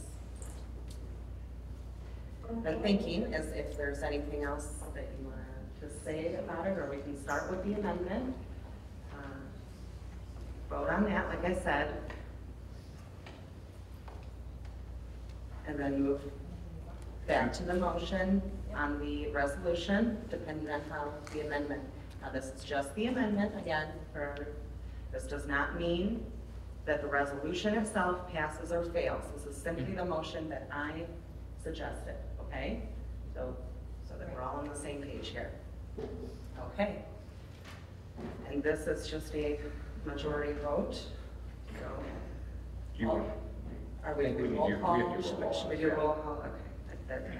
Yeah. This is after roll call. Okay. On the amendment, yeah. Is everybody ready? Yes. Okay. Whitney?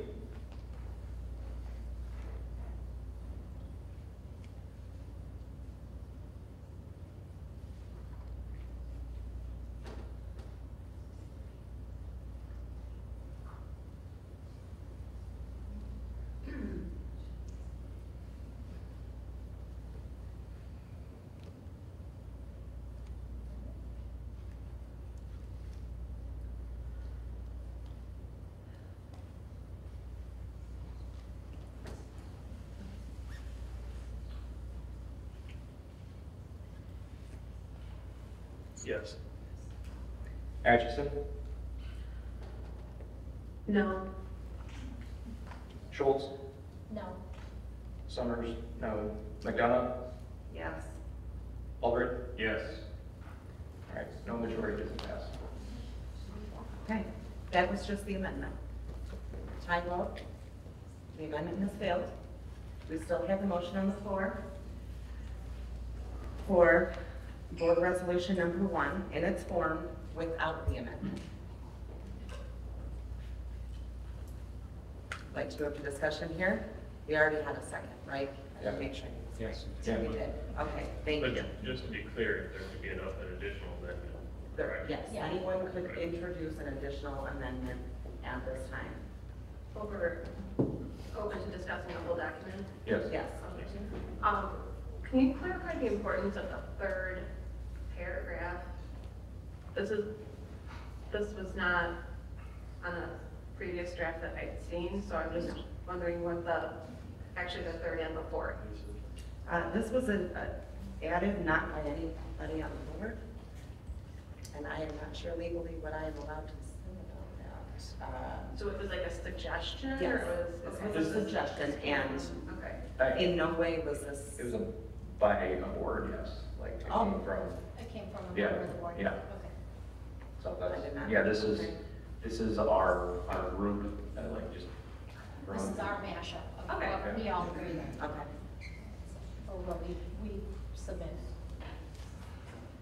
okay, this came to be someone, So, and we can certainly discuss removing this portion. you're just asking context of why, or? Right, a little background of what the importance is seen as including either or both of those sections.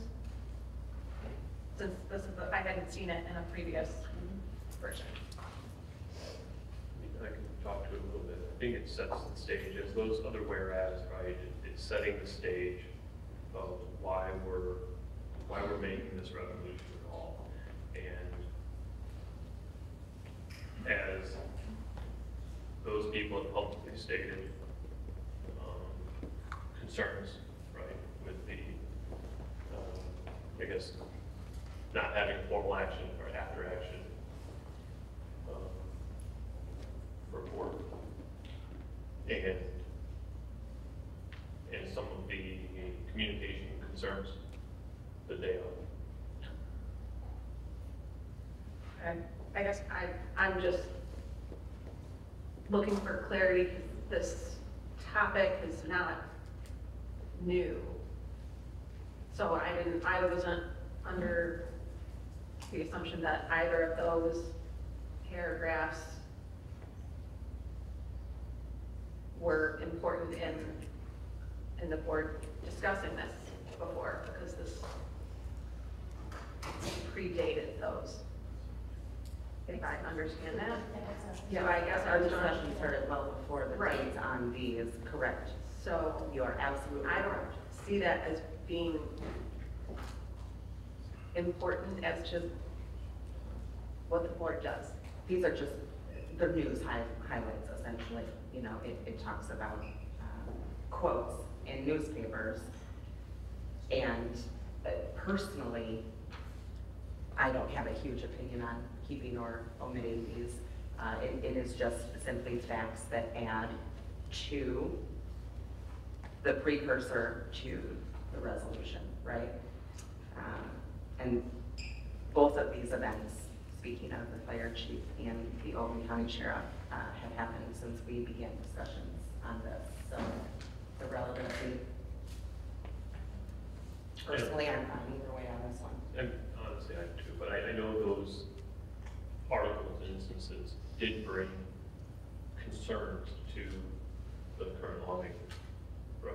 They specifically, someone specifically commented on, well, I thought this, but now that I'm seeing this article from whether it was the chief or either one, or the sheriff, we're trying to highlight obviously the need. I didn't think it was pretty clear. But I mean, I just don't want it moneyed as to why are we quoting these individuals that have nothing to do with. I guess to us in Oxford, it's Right. very clear. To some, it's not as much. If we go back to earlier when we were discussing clarity and understanding and from a terminology or a word, right? In my opinion, the third and fourth paragraph give relevant narrative to the overall investigation with recent information that's been gathered about our tragedy with the 4 that we've lost, leading up into include the investigation. So it's, in my opinion, it would be a supporting factors in the investigation. And we're calling it, it's being called out here in this document for clarity. I think that if that we're looking for supporting factors, I think there's stronger ones. So that's why I'm saying I just want discussion on these 2 in particular because they don't do it for me. I think that the discrepancy between these 2, the fact that there's contradicting accounts from these 2, that's not in there. And that should be in there if that's what you want. I think it's a great point. If there are better examples, Yeah. then I think it's great to put them in here. Yeah, I just Right? think it could Or be add to it. stronger. So if it's good, if that's what it's there for, then let's make it stronger. Do you have an amendment that you would like to add? To do so? For clarity, would it be appropriate to read the proposed resolution to the public since this is a public meeting? Are you discussing something that you keep private from the public in a public meeting? It's not appropriate. You need to read it out loud, please. It's your obligation to this. I get that. No, I get that. I understand. I understand. I 100% understand where you're coming from. And I would really appreciate the opportunity to discuss some things first before we read the entire document and change or don't change. I can tell you quite openly what we're talking about right now are the news articles from July 11th and August 15th speaking to Sheriff Michael Bouchard and the Oakland Township Fire Chief and the conflicting reports. So We're that's, aware of the issue. Okay, all right. We're just curious, why are you discussing a private detail on your desk that's not open to the public? It contradicts your role as board member. Because it's not approved yet as a full resolution from the board yet. But It's a it's draft. proposal. How can you make a proposal if you don't read it? We make a motion, we second it, we discuss it. Once it's approved, then the whole thing will be read out. Okay, The I full will. resolution stand. Thank you. I appreciate the feedback. Let's just try to do this as smoothly as possible from our side. And right now, we can continue discussion if you would like to make an amendment. If you're not ready for that, if you want to continue discussion, yeah, let's talk about it. Okay?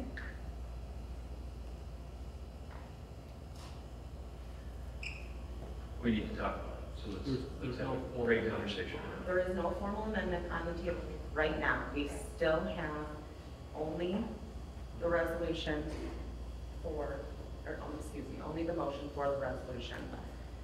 So whenever we're ready, we can either move forward on voting just on that, or it sounds like through discussion, there may be potentially an amendment coming. And so I want to give everybody the opportunity before we move any further. I think it's important to keep those in some form. I'm open to striking both of those and rewording them. But that's really what a lot of this is about.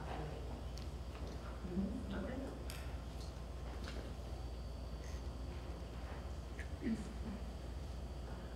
It was my understanding, like those parts, like all the whereases, the stating facts and data, and going through, and that's relevant for the now for, or now therefore be resolved, and the rest of it. I think they're fine. I mean, it's relevant to latest stuff that adds continuance to it, what we're talking and considering, and reasons why. And I don't want to put you on the spot, but I've heard the sentiment, it sounds like a word. If you want to take a couple minutes, let me know. If you want to add an amendment, let me know. And look at the highlighted one on number 3. Because that's sort of a succinct way of combining the two paragraphs.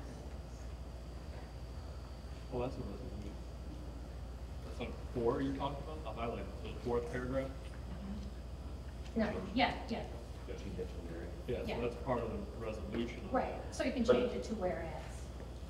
For the amendment, you're saying, use that as the whereas and Yeah, replace. it was just like a launching point for Ann to look for different verbiage. I don't agree with that. Okay.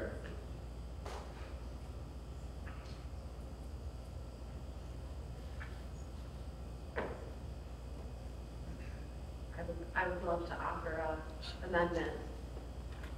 I apologize that I don't have one prepared because I hadn't seen it before, so. I don't want to waste. And so we completely remove it. No, I'm going to remove it. I appreciate everyone's opinion that it is important, it does make sense with the progression.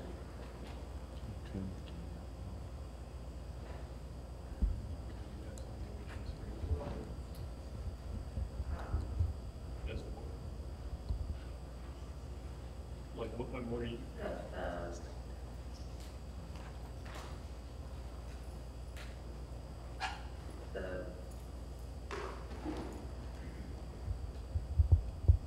I just think that the contradicting accounts is important, that there's a reason, because there's not a clear timeline, even from leaders such as these. And that, I think, holds incredible weight, that there's a discrepancy, just those timelines right there. I feel like that is much stronger than just quoting Jennifer Chambers, who says she's quoting those individuals. So I definitely want to understand the discrepancy between these 2 accounts Yes. versus, or is it just between these 2, that's Between it? the 2. Because they don't Isn't agree. that what part of what the investigation that we're going to vote on is going to do, is the full open, let's go get the facts? Yes, but that doesn't mention that here. Okay. So I think that kind of glosses over. Isn't it there's now to be resolved, is that what that is? Those are facts at the top, but the bottom is now to be resolved is the actual voting to have the investigation opened. Right. The facts up top are part of what will be included in the investigation. Right, but nowhere in those facts is it mentioned that there's the contradicting accounts between those 2. Do we have that in there? That's fine. So you're saying possibly just strike both of those? No, Because they're, let's make them better. okay.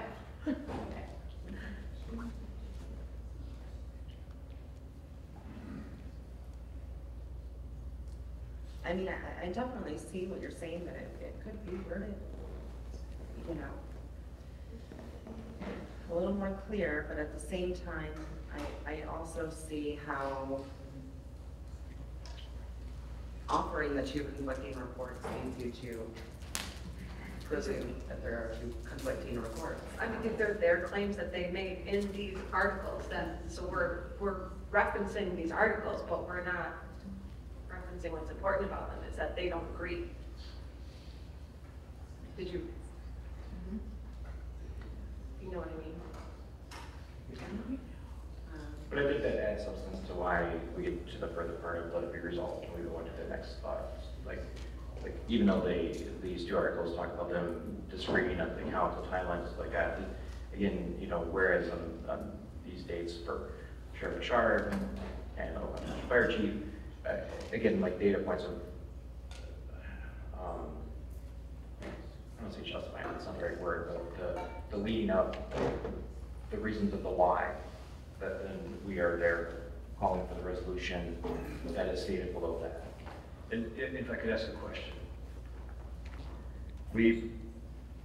The board previously declined the amendment proposed that included emergency response.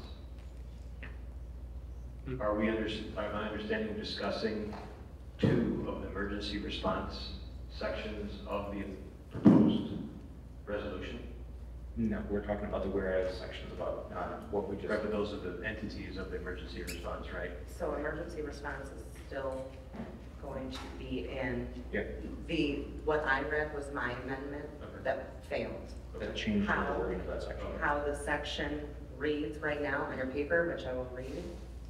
Now therefore, be it resolved that the Oxford Board of Education calls upon the Michigan Legislature to mandate and fund a comprehensive independent review of the emergency response to the November 30th, 2021 tragedy, including but not limited to relevant events and agencies during, before, and after the tragedy. Which mine still has a typo, so I hope I said that right. Yeah. You said it. Okay, so that is how it reads as of now. There was no change. So, yep, I know, I just, like I said, I want to make sure everybody is clear here. We are all on the same page and understanding, and I don't want anyone to feel as if you're rushed or anything like that. 100%, I just want to make sure we understand that those two sections, how they may or may not correlate in the supporting that fashion of this resolution. Yeah. I mean, I think Anne agrees with that. That's why she doesn't want to struck it out. It's that she thinks that it could be a little heavier, mentioning some timeline discrepancies in some way, shape, or form. Specifically mentioning, adding some question to the overall timeline that day, right?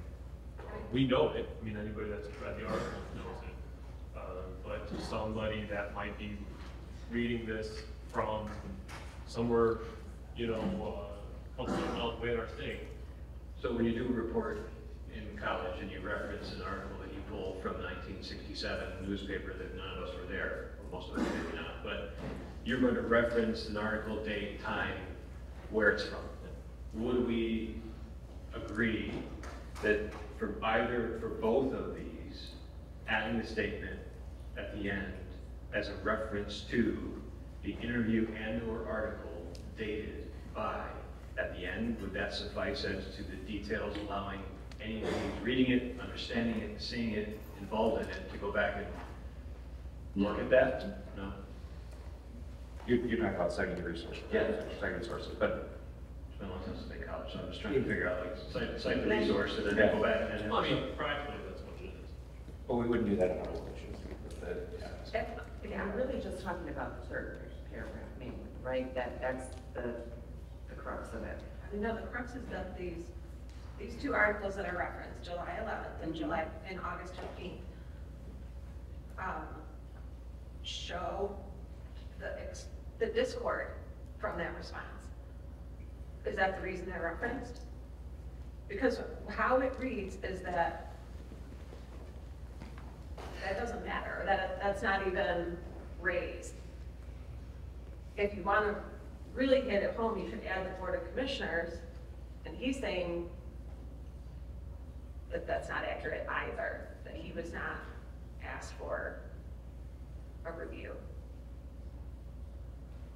So, again, this is my first time seeing it. I would love to have something prepared for you to chew on, and we could, but I don't have anything. So I'm pulling up this Board of Commissioners article. This is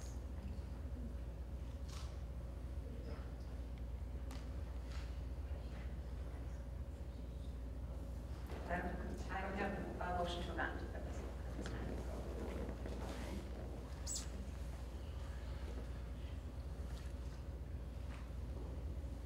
Why don't we continue the discussion if there is more?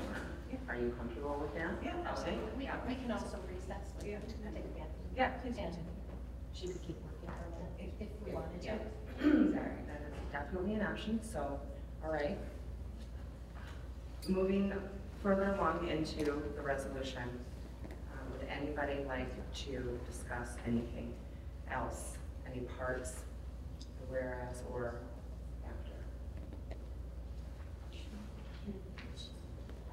Just to confirm, the funding numbers, the House bills, the sections, we got those correct, right?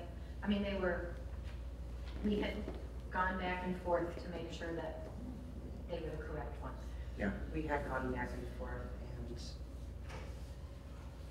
now No, I feel like I have to go for the Yeah. 1000th time. No, they are, because I asked the Okay. question. Okay, because, Yeah. yes. Because I had to look them up myself just to understand the hospital and make sure that I know where it's at and stuff. I think we've all read the back and front of this funding quite a few times. Right. I'm gonna propose we take a 5-minute recess. Yeah. Sure. I'll second that. Okay, great. 5 We minutes. can take a 5-minute. Okay. It's 8:49. We're going to take a, yep, Go for it. Great. a quick 5-minute break, and we'll be right back.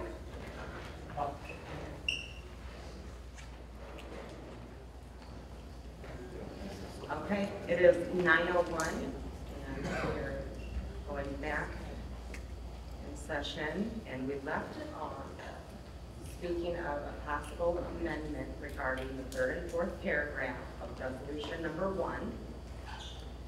And I know I spoke to you for a minute, collecting thoughts. Do you have something that you would like to propose instead of these? No? Okay, I'm sorry. Well, why don't we talk about it? Because I think that you were on to a... It's on, I'm sorry. It's not- Sorry. Okay, so Mayor, to our discussion earlier, I think when we are citing these, I think we need to cite under the assumption that, I don't know if the majority, but there's a number of our lawmakers that are not reading these articles, right? They're not even if we put here, they're not gonna look up the article, right? And so I think if we have, like, you know, terms or points of leverage, I guess I'll call them, that we can add to the actual document and not just expect them to go find it, I think that's beneficial, I guess. So. Like include a link, you mean? No, I'm saying like we're kind of doing with that specific point. Yeah, we vaguely touched on 2 of the articles and some general comments that they made, and I think those comments do give context to our first resolution, right? And why we think that needs to be done. Right. But I think there are points that'll nail it home a little bit more. One being discrepancies, right? The And time- that's what it the time of is discrepancy. the fact that our trusted local agencies are kind having discrepancies between the reports and the facts that have come out, and so that's pretty much the overall. I mean, if you look on just Open County, right? I think in the one article, I believe it was Woodward that said he was under the understanding that everything went flawless, right? And so you see that in someone that's relatively close in proximity to us. Now I think we're also speaking to the guy up in, you know, Glen Arbor or whatnot as well. So with our hope that this gets picked up by somebody, because really, I mean, what this is just an ask, ultimately, right? That's literally all we're trying to do is get the ask out and then let the legislation handle the rest, because we're going to support it, right? So my question is, if there's more teeth that need to be put in these, okay, then let's do that. How can we put that in here so that we can collectively move forward, right? So if there's something that needs to go in here, then let's collectively discuss how we can move forward. But the other part of it is the discrepancies between these two agencies is in part why we want them, right? So the point, right? That's the whole For sure. point of That's the yeah, point. right. Yeah. Correct.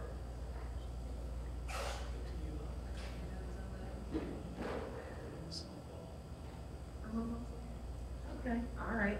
Well, that's, I guess, was I mean, there any from other a- point in any part of the resolution that we wanted to discuss? Because I'm assuming this is the last one, but I could be wrong. So I want to make sure that everybody would be comfortable with the rest. Well, that's kind of what I was going to say. I don't know how we format this, but from a systematic standpoint, can we say, like, the last paragraph, the last resolution, right, about calling for the enacting of the House Bill 5549? Anybody see any issues with that? No. Like, so can we, the second class, right, calling for the new legislature to pass a supplemental state budget that increases average per pupil funding, specifically section 31AA funding and 31N. In that, anyone have any concerns with that? Okay. And there's one more. I guess the third to last.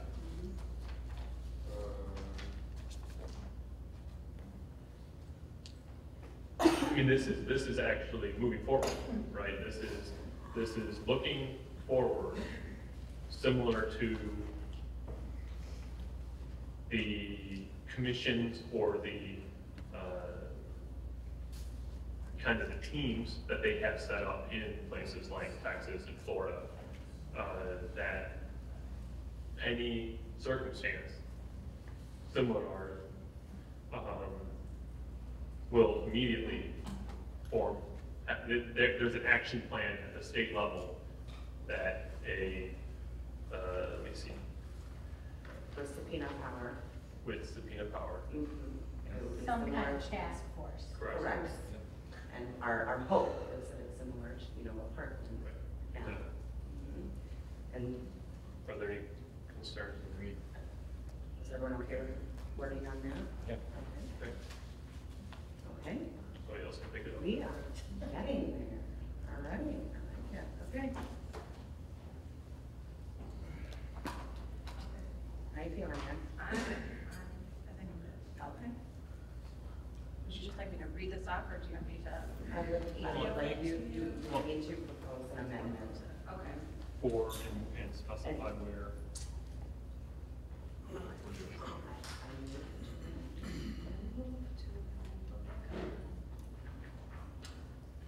I move to amend paragraphs 3 and 4 of resolution number 1 to instead read, it's kind of long, so I might need to email it to you.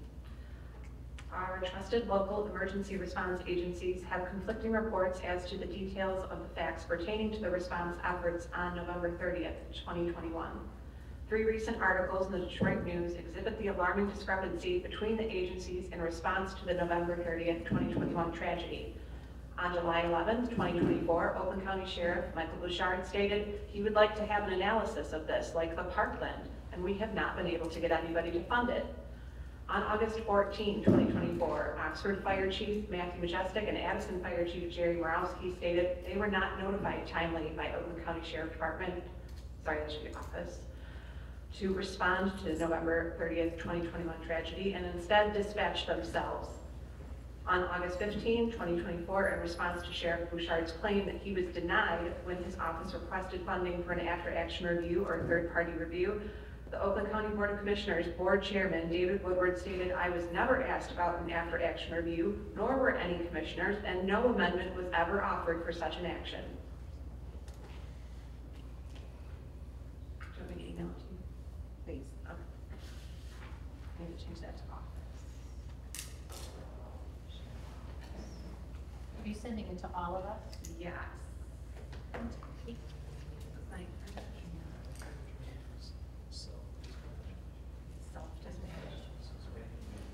Sounds good to me.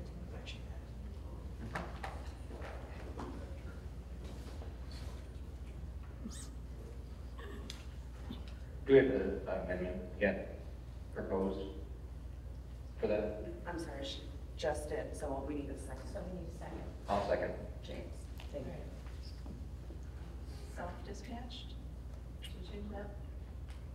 I mean, that's up to, I guess, the board, we're talking about it, but she had written before, instead of dispatched themselves, but the specific, my understanding was the specific terminology used was self-dispatched, that's all.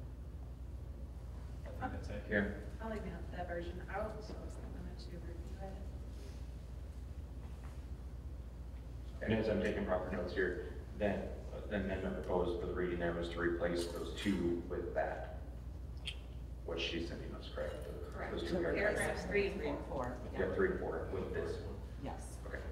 I just make sure I have everything correctly noted down.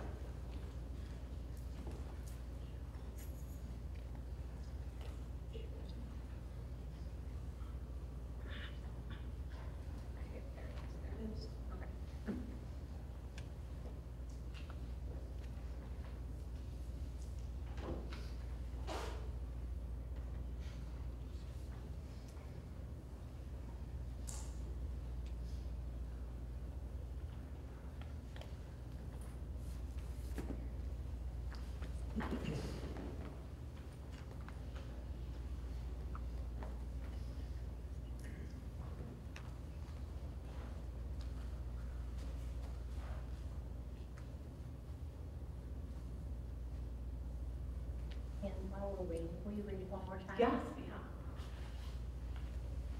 I should have started with whereas our trusted local emergency response agencies have conflicting reports as to the details of the facts pertaining to the response efforts on November 30th, 2021. 3 recent articles in the Detroit News exhibit the alarming discrepancy between the agencies in response to the November 30th, 2021 tragedy. On July 11, 2024, Oakland County Sheriff Michael Bouchard stated he would like to have an analysis of this like the Parkland, and we have not been able to get anybody to fund it.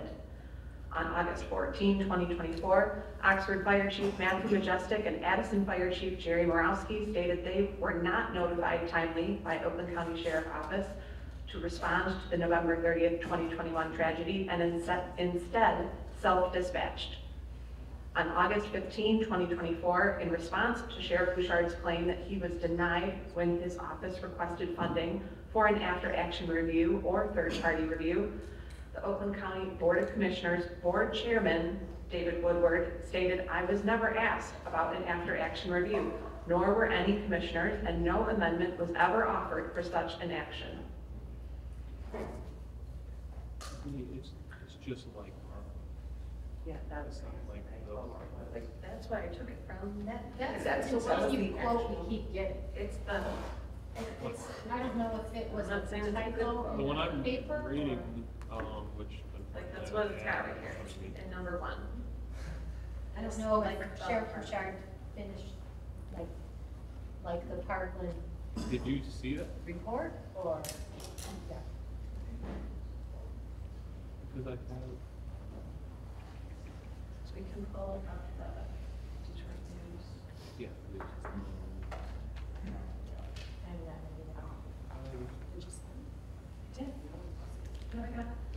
internet has been really rough in here. I don't know if anyone else has gone in and out.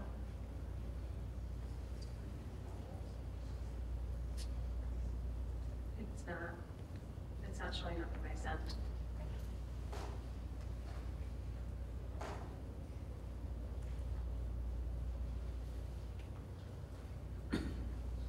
Personally, I like it. I can pass my computer around.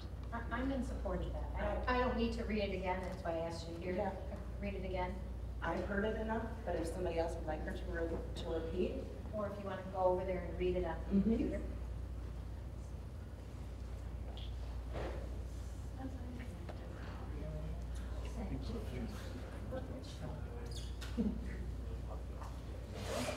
Is there any opposition to moving forward with the meeting amendment right now? More minutes? Anybody? I just obviously want to make sure that's what's correct. Okay. Fair enough.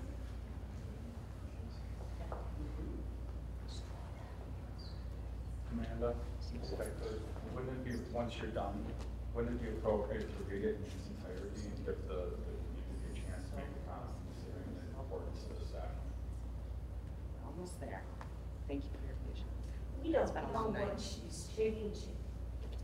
Oh, the changing is the paragraph that we spoke about that talks about, it references the July 11th, 2024 article and the August 15th, 2024 article. So the entire reason that she's changing, and I agree with, and it sounds like most of us do, is that we don't love the way that this is worded, because the way that she is wording it gets really to the reason, and I'll read it out loud.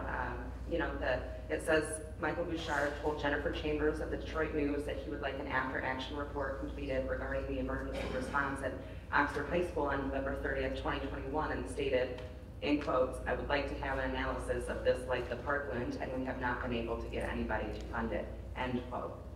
That's paragraph 3, right? And so that is what we are seeking to make the point that there are discrepancies. And I guess our point is, without hearing the totality of the content, we have no context to make any input to. Okay, so that was paragraph 3. And in reality, this that's should have it. been done in closed session if we weren't going to hear the whole thing. It's great. So then you go on to say this is why we need the investigation. Then that makes more sense. Yeah, it's like any resolution, speaking about the facts first and then what our recommendations are. And that will be read in its entirety very, very shortly. I'm hoping, sorry, depending on the vote. As soon as we agree on this paragraph. I think everyone else is good on it, and It just says like. Okay.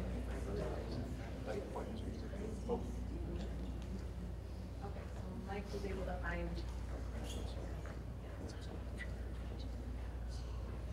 Oh, I just got it. Just got it. Oh. It's because James needed to touch it. James has the touch. As soon as he let you touch. But yes, this is right here. Yeah. That sounds.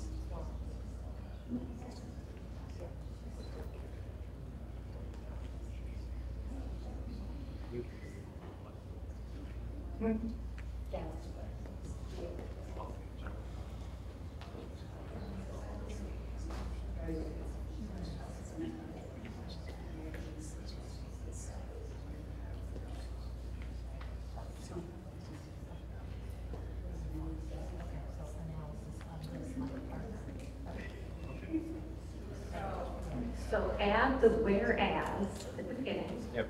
And then change the. It's just. Like Parkland. Like Parkland. That's the correct quote. So get rid of the word thought. Correct. Okay. Could you read it? That's all put together.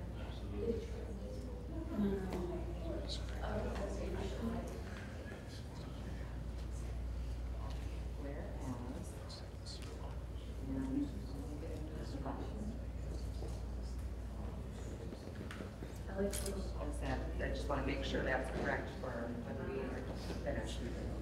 Adding whereas to the beginning. Yes, adding whereas. And removing the word the in Bouchard quote. I would just like to say that these three articles, so the information gleaned from these three articles is not anything that the board has had anything to do with. It's just laying out the facts that right here in these recent articles, there's different accounts and discrepancies, disagreements over what happened. That's why I think it's relevant. So if we're going to include anything about media coverage, which is what I think paragraphs 3 and 4 help to paint the picture, if that's what we're going for, then that seems more relevant to me. Did anybody have any additional comments on that? Okay, so that amendment is on the table right now. And we've had a second. And we've had a second. It was discussion. And we've discussed, and everybody has had their chance. Okay, great. So, roll call. Yeah. All right. Make notes here. Cully? Yes. Summers, yes. Aldred? Yes. Whitney? Yes. Atchison? Yes. And McDonald? Yes. All right, that passed. Right, fantastic. So, that amendment has passed. We are back to the original motion for resolution number 1, which would now include the amendment that we just approved. We had a motion, we had a second. We have had a lot of discussion this evening. Thank you for your patience, everybody. Mike. Proceed on everything. I'm going to repeat all of that. We've had a motion, we've had a second, we have had a lot of discussion. We are on resolution number 1 and have already approved the amendment from Ann. So with that being said, is there any further discussion? Fantastic. James, would you like to do roll call? Give me 1 second here. Could you read the paragraph that you wanted originally that was failed and what it ended up being with the failure? I think we'll read That's everything coming. in a The second. whole thing's coming, but I'm going to read as soon as we vote, and Okay. if it passes, then I will be able to read everything. Okay. And then it will be part of the minutes. Correct, and it will be posted and Yes. published, and yes. Okay, I'm ready. I just have to make some notes here. So, all right, roll call for this with the amendment number 1. Aldred? Yes. Colleen? Yes. Oh, sorry. Colleen? Yes. Whitney? Yes. Atchison? Yes. Summers? Yes. And McDonough? Yes. All right, majority vote passes. Fantastic, thank you. Thank you, fellow board members. This has been a long process, and I appreciate you supporting this very much. It's meant a lot, and I know to our community and staff and parents, and so thank you. This time I will read our resolution. Whereas on November 30th, 2021, in Oxford High School, 4 students, Hannah St. Juliana, Tate Meir, Justin Schilling, and Madison Baldwin, were killed. 6 students and 1 staff member were injured, and hundreds of others terrorized. Whereas the Oxford Board of Education commissioned an independent third-party investigation following this tragic event. The commission report was released in October of 2023 and left many families, staff, and community members questioning details not included in the report, such as the response efforts of law enforcement, first responders, and other involved parties and agencies. Whereas our trusted local emergency response agencies have conflicting reports as to the details of the facts pertaining to the response efforts on November 30th, 2021. 3 recent articles in the Detroit News exhibit the alarming discrepancy between the agencies in response to the November 30th, 2021 tragedy. On July 11th, 2024, Oakland County Sheriff Michael Bouchard stated he would like to have an analysis of this like Parkland, and we have not been able to get anybody to fund it. On August 14th, 2024, Oxford Fire Chief Matthew Majestic and Addison Fire Chief Jerry Morawski stated they were not notified timely by Oakland County Sheriff Office to respond to the November 30th, 2021 tragedy, and instead self-dispatched. On August 15th, 2024, in response to Sheriff Bouchard's claim that he was denied when his office requested funding for an after-action review or third-party review, the Oakland County Board of Commissioners Board Chairman David Woodward stated, "I was never asked about an after-action review, nor were any commissioners, and no amendment was ever offered for such an action." Whereas, the data related to all school shooting events must be available to all Michigan public schools, law enforcement, and emergency response agencies in order to effectively improve response protocols for schools for the purpose of preventing future loss of life throughout Michigan. Whereas, the mental health needs of Michigan students continue to outweigh the school-based resources available, infringing on the safe, supportive learning environment each student needs to reach their full potential. Now therefore, be it resolved that the Oxford Board of Education calls upon the Michigan Legislature to mandate and fund a comprehensive independent review of the emergency response to the November 30th, 2021 tragedy, including but not limited to relevant events and agencies during, before, and after the tragedy. Be it further resolved in any circumstance where a student has died or multiple students die as a result of a significant safety-related event, the Oxford Board of Education recommends that the Michigan Legislature mandate a full and funded independent investigation by a coordinated team of appropriate and diverse state agencies, subject matter experts, and local community members that will collaborate and coordinate with one another. This team or commission should be granted subpoena powers to aid in a fully transparent investigation.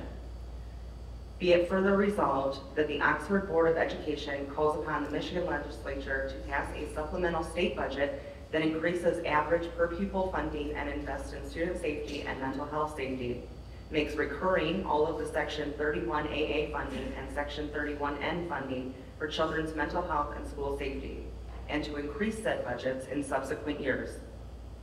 Be it finally resolved that the Oxford Board of Education calls upon the Michigan Legislature to enact House Bill 5549, which requires suicide and threat assessment to be a part of every emergency operations plan, and threat assessment training be available in a train-the-trainer model for all districts in the state within 2 years of legislative passage and funding. Great job. Thank you. Thank you. I think we did.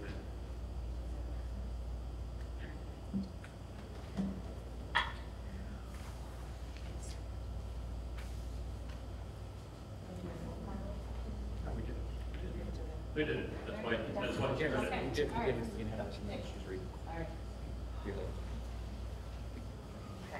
Okay. We will move on unless anybody has anything else to say as now. Thank you. Okay. I mean, I guess I'm just gonna wait till after my final comments, but I can say it now because it's more open. I mean, this is just an ask, right? So what we need to do now is actually put the work in, right? Put pressure on, more pressure on legislation. And get out there, whether it's trips. I know, board members on this board have made trips to Lansing, and this is some of it's out there discussing, right? So actually doing the work is one thing to pass, and I don't want to take away from this resolution at all, right? But it's one thing to pass this, right? It's another just to actually try to get through it. There's a trip to Lansing coming up in September that I'm going to be there. Okay. Thank you, Mike. Mike. Okay, and Mike. Thanks for that. Okay. We will move into unscheduled public comment. Captain Bard.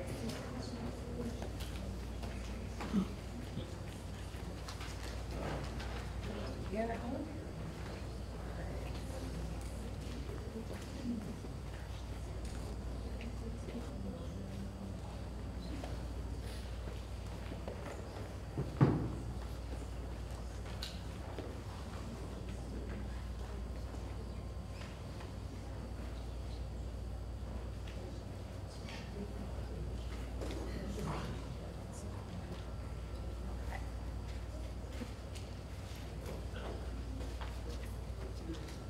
just briefly sorted by topic. So we will go ahead and start with Angela Halleck.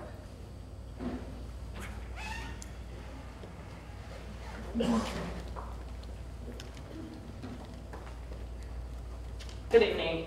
I'm here to speak about the Chromebooks first.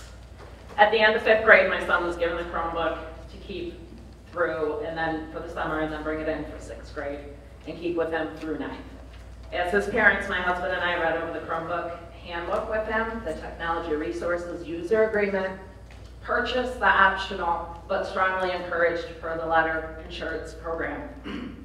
We signed an agreement for this Chromebook that had a 15-digit serial number and an ox tag to identify it. So when you say that parents were under the impression to get those back, yeah, we were under the impression. We signed a contract for it.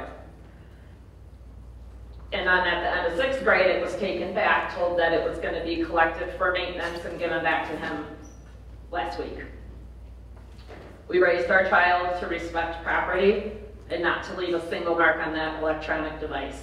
His Chromebook was in pristine condition when he returned it. On his first day of school last Thursday, entering 7th grade, the Chromebooks were handed out in advisory. His Chromebook was a disaster. It had inappropriate carvings throughout the entire computer. There was not a protective case on it. The USB port was not intact, and that was just the physical findings. I emailed his advisory teacher and principal, accompanied with pictures. The next day, his advisory teacher took him to the tech desk. And a thank you to her for taking that time out of her day to do this. So the second device had a half protector on it, many scratches, paint, there was markings everywhere. The principal also replied and stated the new tech person would be able to assist with this. Third visit yesterday, he went to the tech desk. She said she can't find his original Chromebook. There's not a way to find it. She's added a back cover to the Chromebook and sent him on his way. Fourth visit today. Now you have 2 tech support staffs behind the desk. And he was told all the Chromebooks went to the incoming 6th graders. And he was given a 3rd Chromebook, completely dead, not charged at all, sent back to class with a non-operating Chromebook. On August 13th at the school board meeting, you approved $139,000 of computers for shared time schools. You said it was important to do immediately because a delay in ordering would be a delay for students to access their curriculum. But for my 7th grader, he can't access his curriculum. And now he's missing his education because he has to spend his time going to the tech desk. So what happened to the contract that I signed? And what are you teaching my child? That he can carve and disrespect school property? Second point. Last Friday, the elementary schools for 4th grade received 59 books on the Democratic Party. The teachers were supposed to teach these government books as part of the curriculum. The purpose of education, particularly in elementary schools, should be to encourage critical thinking, exploration, and understanding of multiple viewpoints. However, the current material seems to promote a particular political ideology without offering a balanced discussion of alternative perspectives. The presentation for curriculum that was approved last year had 0 political candidates, and all the book covers were pictures of kids in places. Lastly, if we are going to keep these books and expect our elementary schools to teach this in government, I too am expecting 59 books on and about the Republican Party. And until that happens, all those books need to be removed. We need to have equal playing fields. We are a district that pushes being principled. Thank you. Danielle Krozak. Oh, so she was the one who I was going to... Did you fill out a card with your name on it? Well, my name is next to it, to Danielle's, but Danielle, she no longer needs her statement written. Okay. Okay. And she appreciates the opportunity to have been heard. Okay, so you have no comment? I have no comment on behalf of Danielle. I have a comment on behalf of Linda Jo White. Yep. Okay, let's have Linda. So do you want Danielle or Linda Jo White? Where are you in this? Okay, bye. Y'all are awesome. Thank you. I love you. And I love you too.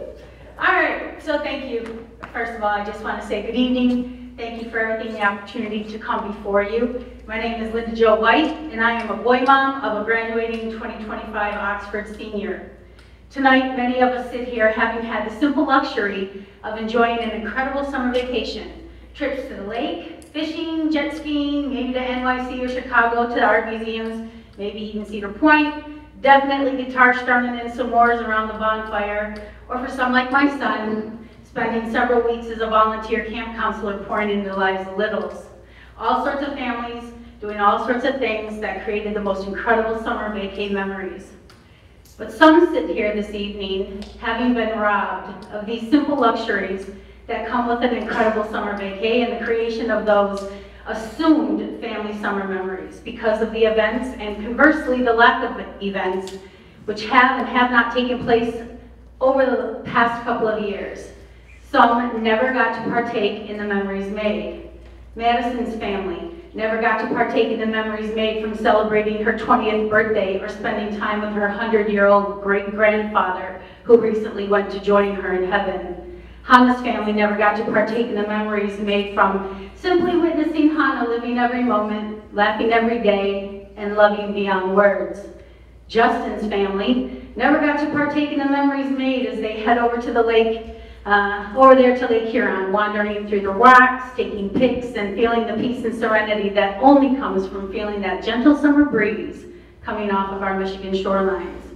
And Tate's family, they never got to partake in all those memories made by participating in this old-time tradition we have in Oxford, football, right? Great memories. Or partake in every precious and priceless memory made as they spend time with his mom as she fights to live and live so very strong. They never got to. Can you even imagine? And can you even imagine that they'll never get to? Well, I can't imagine, and I find it unacceptable that they can't imagine. So that's why I sit here at the beginning of this new school year, a hopeful boy mom of a 17-year-old Oxford senior who Hannah so graciously befriended in the 8th grade during challenging times, and who Tate, in true Tate fashion, graciously provided support, inspiration, and leadership while he was just a freshman trying out for football. This is why this boy mom sits here tonight, knowing that time is no respecter of persons and knows that those who are not fought for are soon forgotten. I sit here respectfully and emphatically demanding that you do what only you could do on the school board, and that is to put forth that resolution. I wrote that before y'all just did what you did. And I want to say thank you. I want to say thank you for having the courage. I want to say thank you for acting like William Wallace when he said, stand up to the tyranny and to the bullcrap. I want to thank you, and I want to implore you to move forward as if it was your child that was murdered on that day. Skip the semantics, get down to business, and make it happen. You have an opportunity to do it right. Thank you. My name is Linda Jo White. I'm here to support the family and friends and all those who will never get to create more precious and priceless memories with Madison, Hannah, Justin, and Tate. Thank you.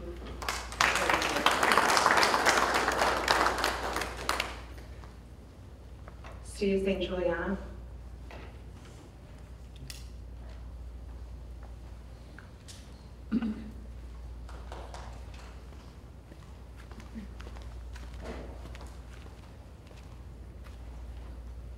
Good evening. I just want to, first of all, thank you for passing that resolution. And in addition, for the discussion that took part, that led up to it. As I said last time that I was in front of you, sometimes that's as important as actual what you do, is the why and explaining your thought process, etc. So I want to thank you for that. I do, however, want to highlight one example of just why that resolution is so important. So earlier this evening, you talked about the communication policy, I don't remember what it was, PG, whatever. And you talked about defining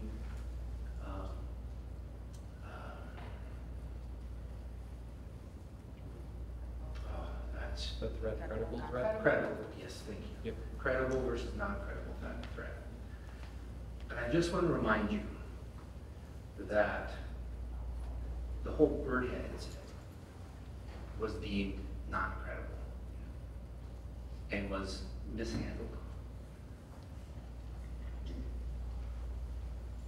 Went on to talk about, well, you know, threat assessments and all of this are done by multi-party, et cetera, et cetera. That's what we heard last time. That was the official policy of Oxford. Yeah. It didn't happen, right?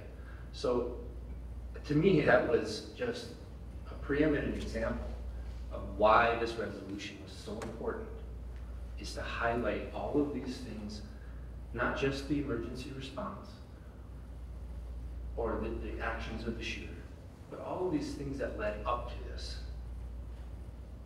that pointed to what was going to happen and were mishandled. So I just wanted to bring that example. I thought it was a perfect example for this evening. I wish I had a chance to speak about that before you voted, but it all worked out, so thank you again.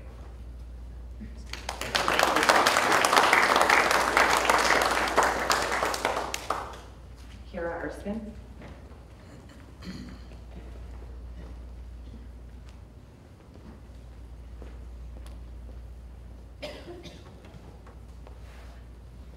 Like many others, just want to say thank you for passing the resolution. I do have a few questions because it seems very unclear.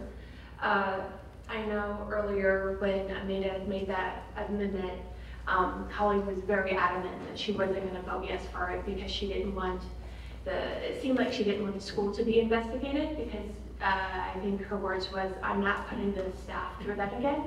And then she voted yes for the overall amendment, which kind of makes me wonder if the resolution then means that the school was not going to be investigated. So some clarification on that would be very useful. So thank you. Thank you, Kira. Linda Jo, I found another one for you. Are you? No, but I will speak on whoever needs me to stand up for him, I will. I got him. Renee Alvin, please.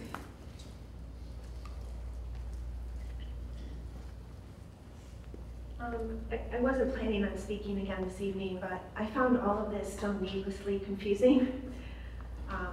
First, thank you, Amanda. Mike, thank you for your words and your show of emotion. Emotion's often lacking from this board, so yes. I appreciate your words and your emotion. It means a lot to us. Gosh, I don't know where to start. I guess I'm confused, as was just said, on whether you guys are approving investigations of everybody except you, or if you're approving investigations of Oxford as well. That's my hope. I'm not sure, the 3 no votes confused me a little bit as well, especially if families wanted a yes vote on that. What families want, we want. So if you voted no on that and families want it, I think it's disgraceful. And Colleen, I have to, with all due respect, I think you are woefully out of touch if you don't want an investigation because you won't put staff through that. The staff is already suffering, right? I talk to staff, I know a lot of people that work here, they're already suffering, and many of them want an investigation. So it's really students you're letting down, not the staff. So I would talk to more staff if you really think you don't want to put them through anything because they're already in bad shape. And you should know that, actually. So thank you. I hope that Oxford will be investigated. I hope that's what's going to happen. Lawyers have spoken for you since the shooting. The kids know it, the families know it, the country knows it. That's been disgraceful. That has to change. It's been almost 3 years. I work in a different district now. They cannot believe that this has not been wrapped up, that you have not made this happen before now. So please make sure it happens. We will be back. We will be back, and we are also in Lansing. We talked to the Michigan School Board. We're talking to the Michigan Superintendent of Schools. We're asking them to hold you accountable. Please hold yourselves accountable. Thank you. Thank you, Renee. Marissa Prince? She had left. to leave, yeah. Thank you. Shirley Tomzak?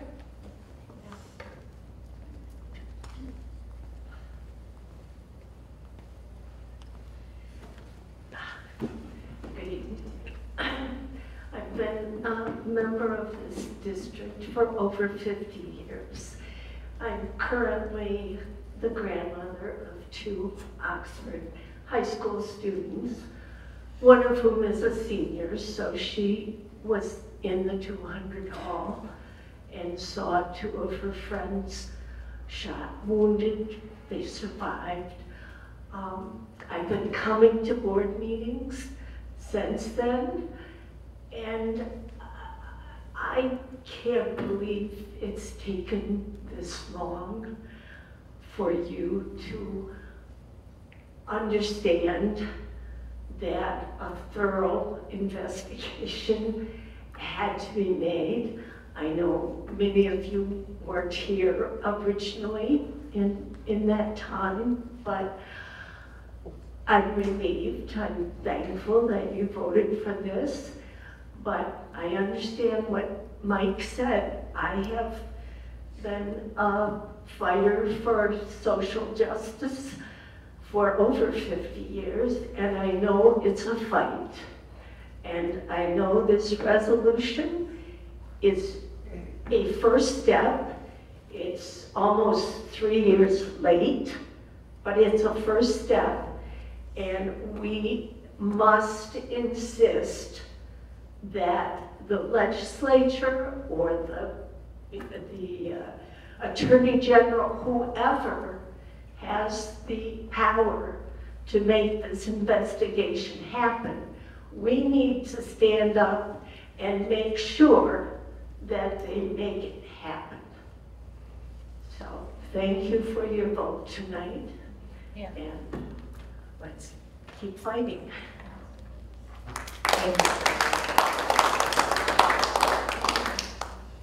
Craig Schilling.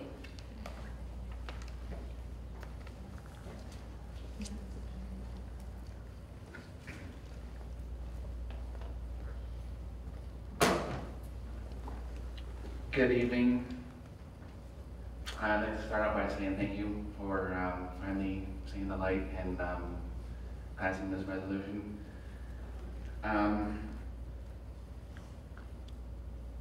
Over the past 3 years, it's been a lot. It's been very difficult, and there's been so much emotion and so much work that's been put into all of this.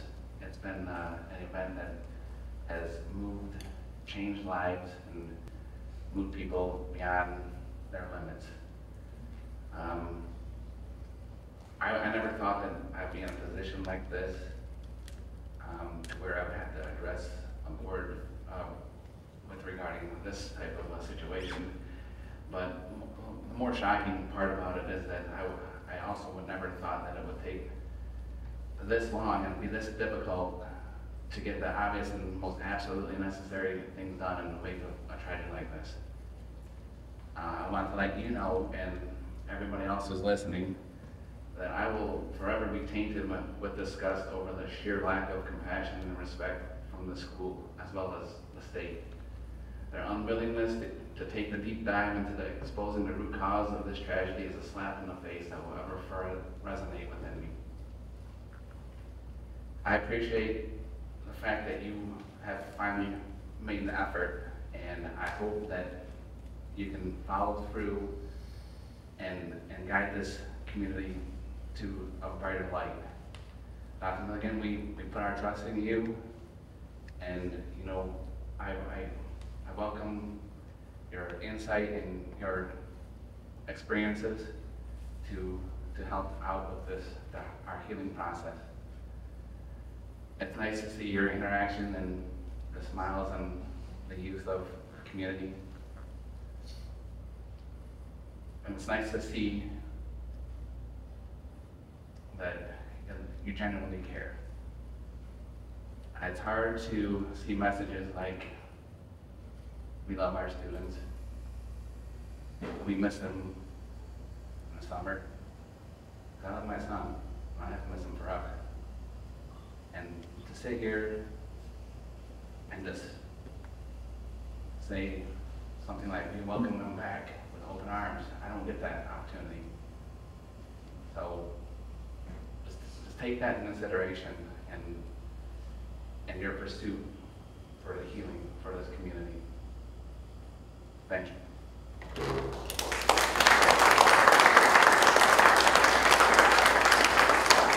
Thank you, Craig. Callie Rosser.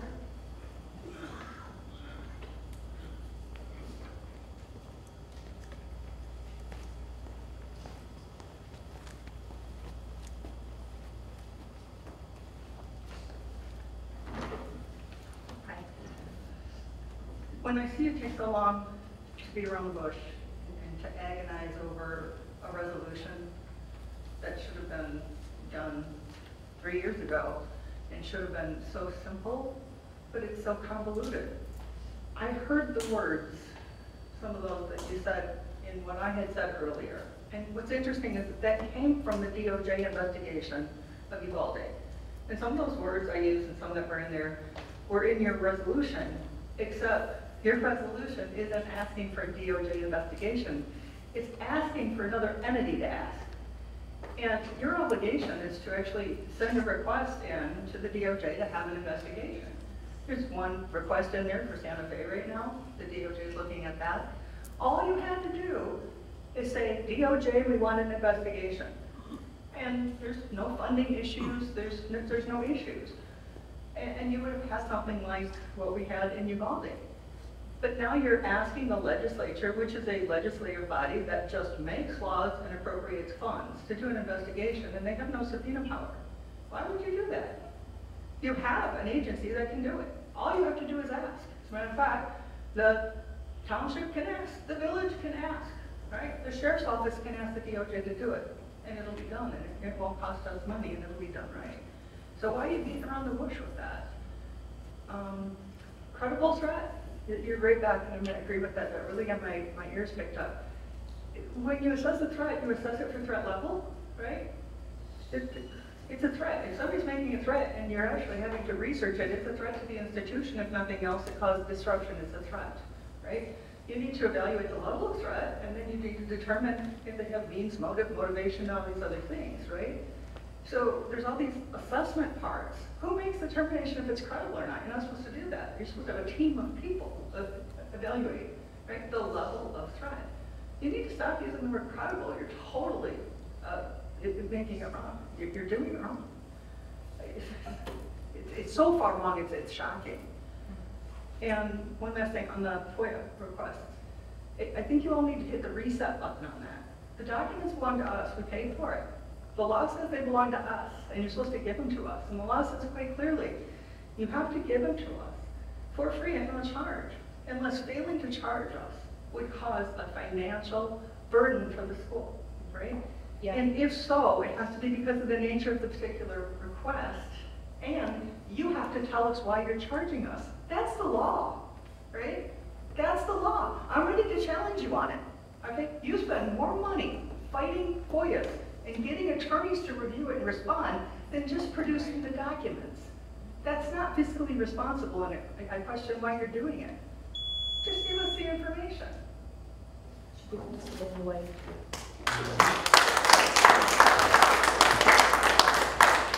Thank you, Kelly. Buckner.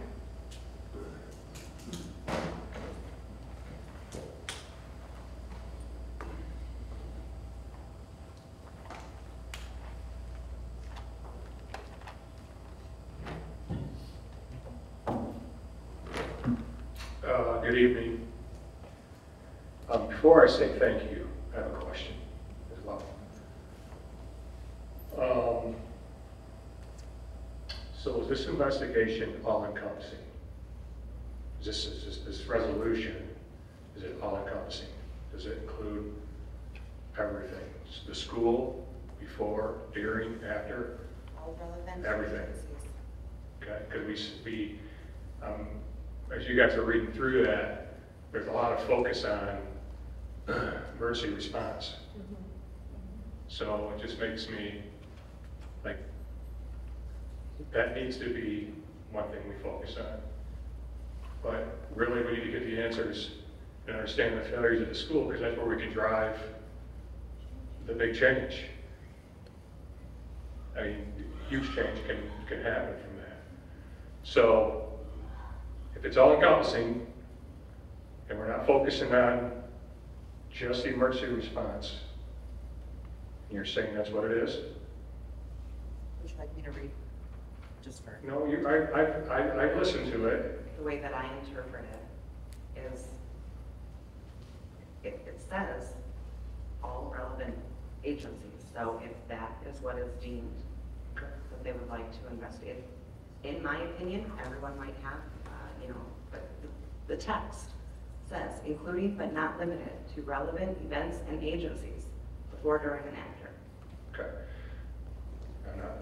I'm not the only one questioning this, so, right? So the way it's written, it just seems kind of like it's a focus on that. So thank you.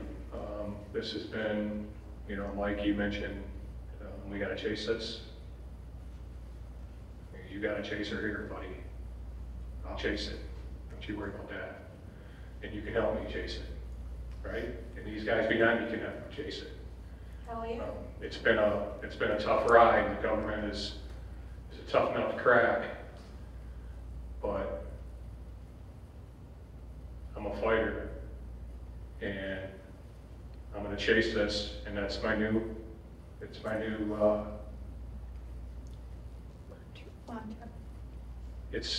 new purpose in life, is to drive change from this, and that's what I'm going to do.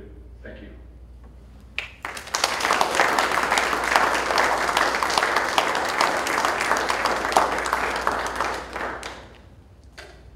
Aaron, I'm sorry, I can't read your last name. I'm sorry. Pull it down there. I don't write it. Ellie? Thank you. Thank you. It does make sense. Thank you for having me. My name's Aaron Elling. I have two kids in the district right now. I have a junior son and a 7th grade daughter. My daughter graduated last year. And on behalf of them, this is a big step in the right direction. Like Board Member Whitney said, this is the first step. Like, we gotta get it going. When you go to the website for Oxford Community Schools, one of your values is accountability. And it's finally here. And it's hard to hear, Mrs. Schultz, you talk about like the teachers having a hard time. Guess what? You wanna know what sucks? Those four people's lives. Every day. It really sucks. So to hear like, hey, I'm just frustrated with, or like to sit there and listen to, I don't want the teachers to have to relive it. Well, some of those teachers haven't even answered a question yet. Right. And they need to. Right. So again, that's a great step. And then one more comment. We watched a 12-minute video on all the kids. Amazing days. Like, my kids had a great 2 days, and it's awesome to see. But and you said it's our why. If you want this community behind you and to be in lockstep with you, make those 4 people your why. Right. Make them your why. And make all your decisions that way. And everyone will be with you. Right. Okay? Thank you.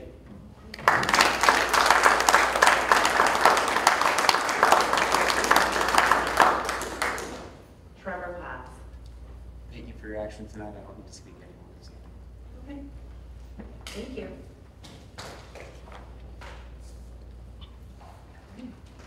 Yeah. Thank you, everybody, for sticking with us tonight. I know it's been a long evening. Thank you for all your comments and feedback. We have a list of scheduled activities. We have another policy meeting this Thursday. School will be out for Labor Day. Another board meeting on September 10th. I don't see anything on here. Tanya, did you have a schedule? Any administrative clarification? Okay. Final word comments. Anybody? Great teamwork.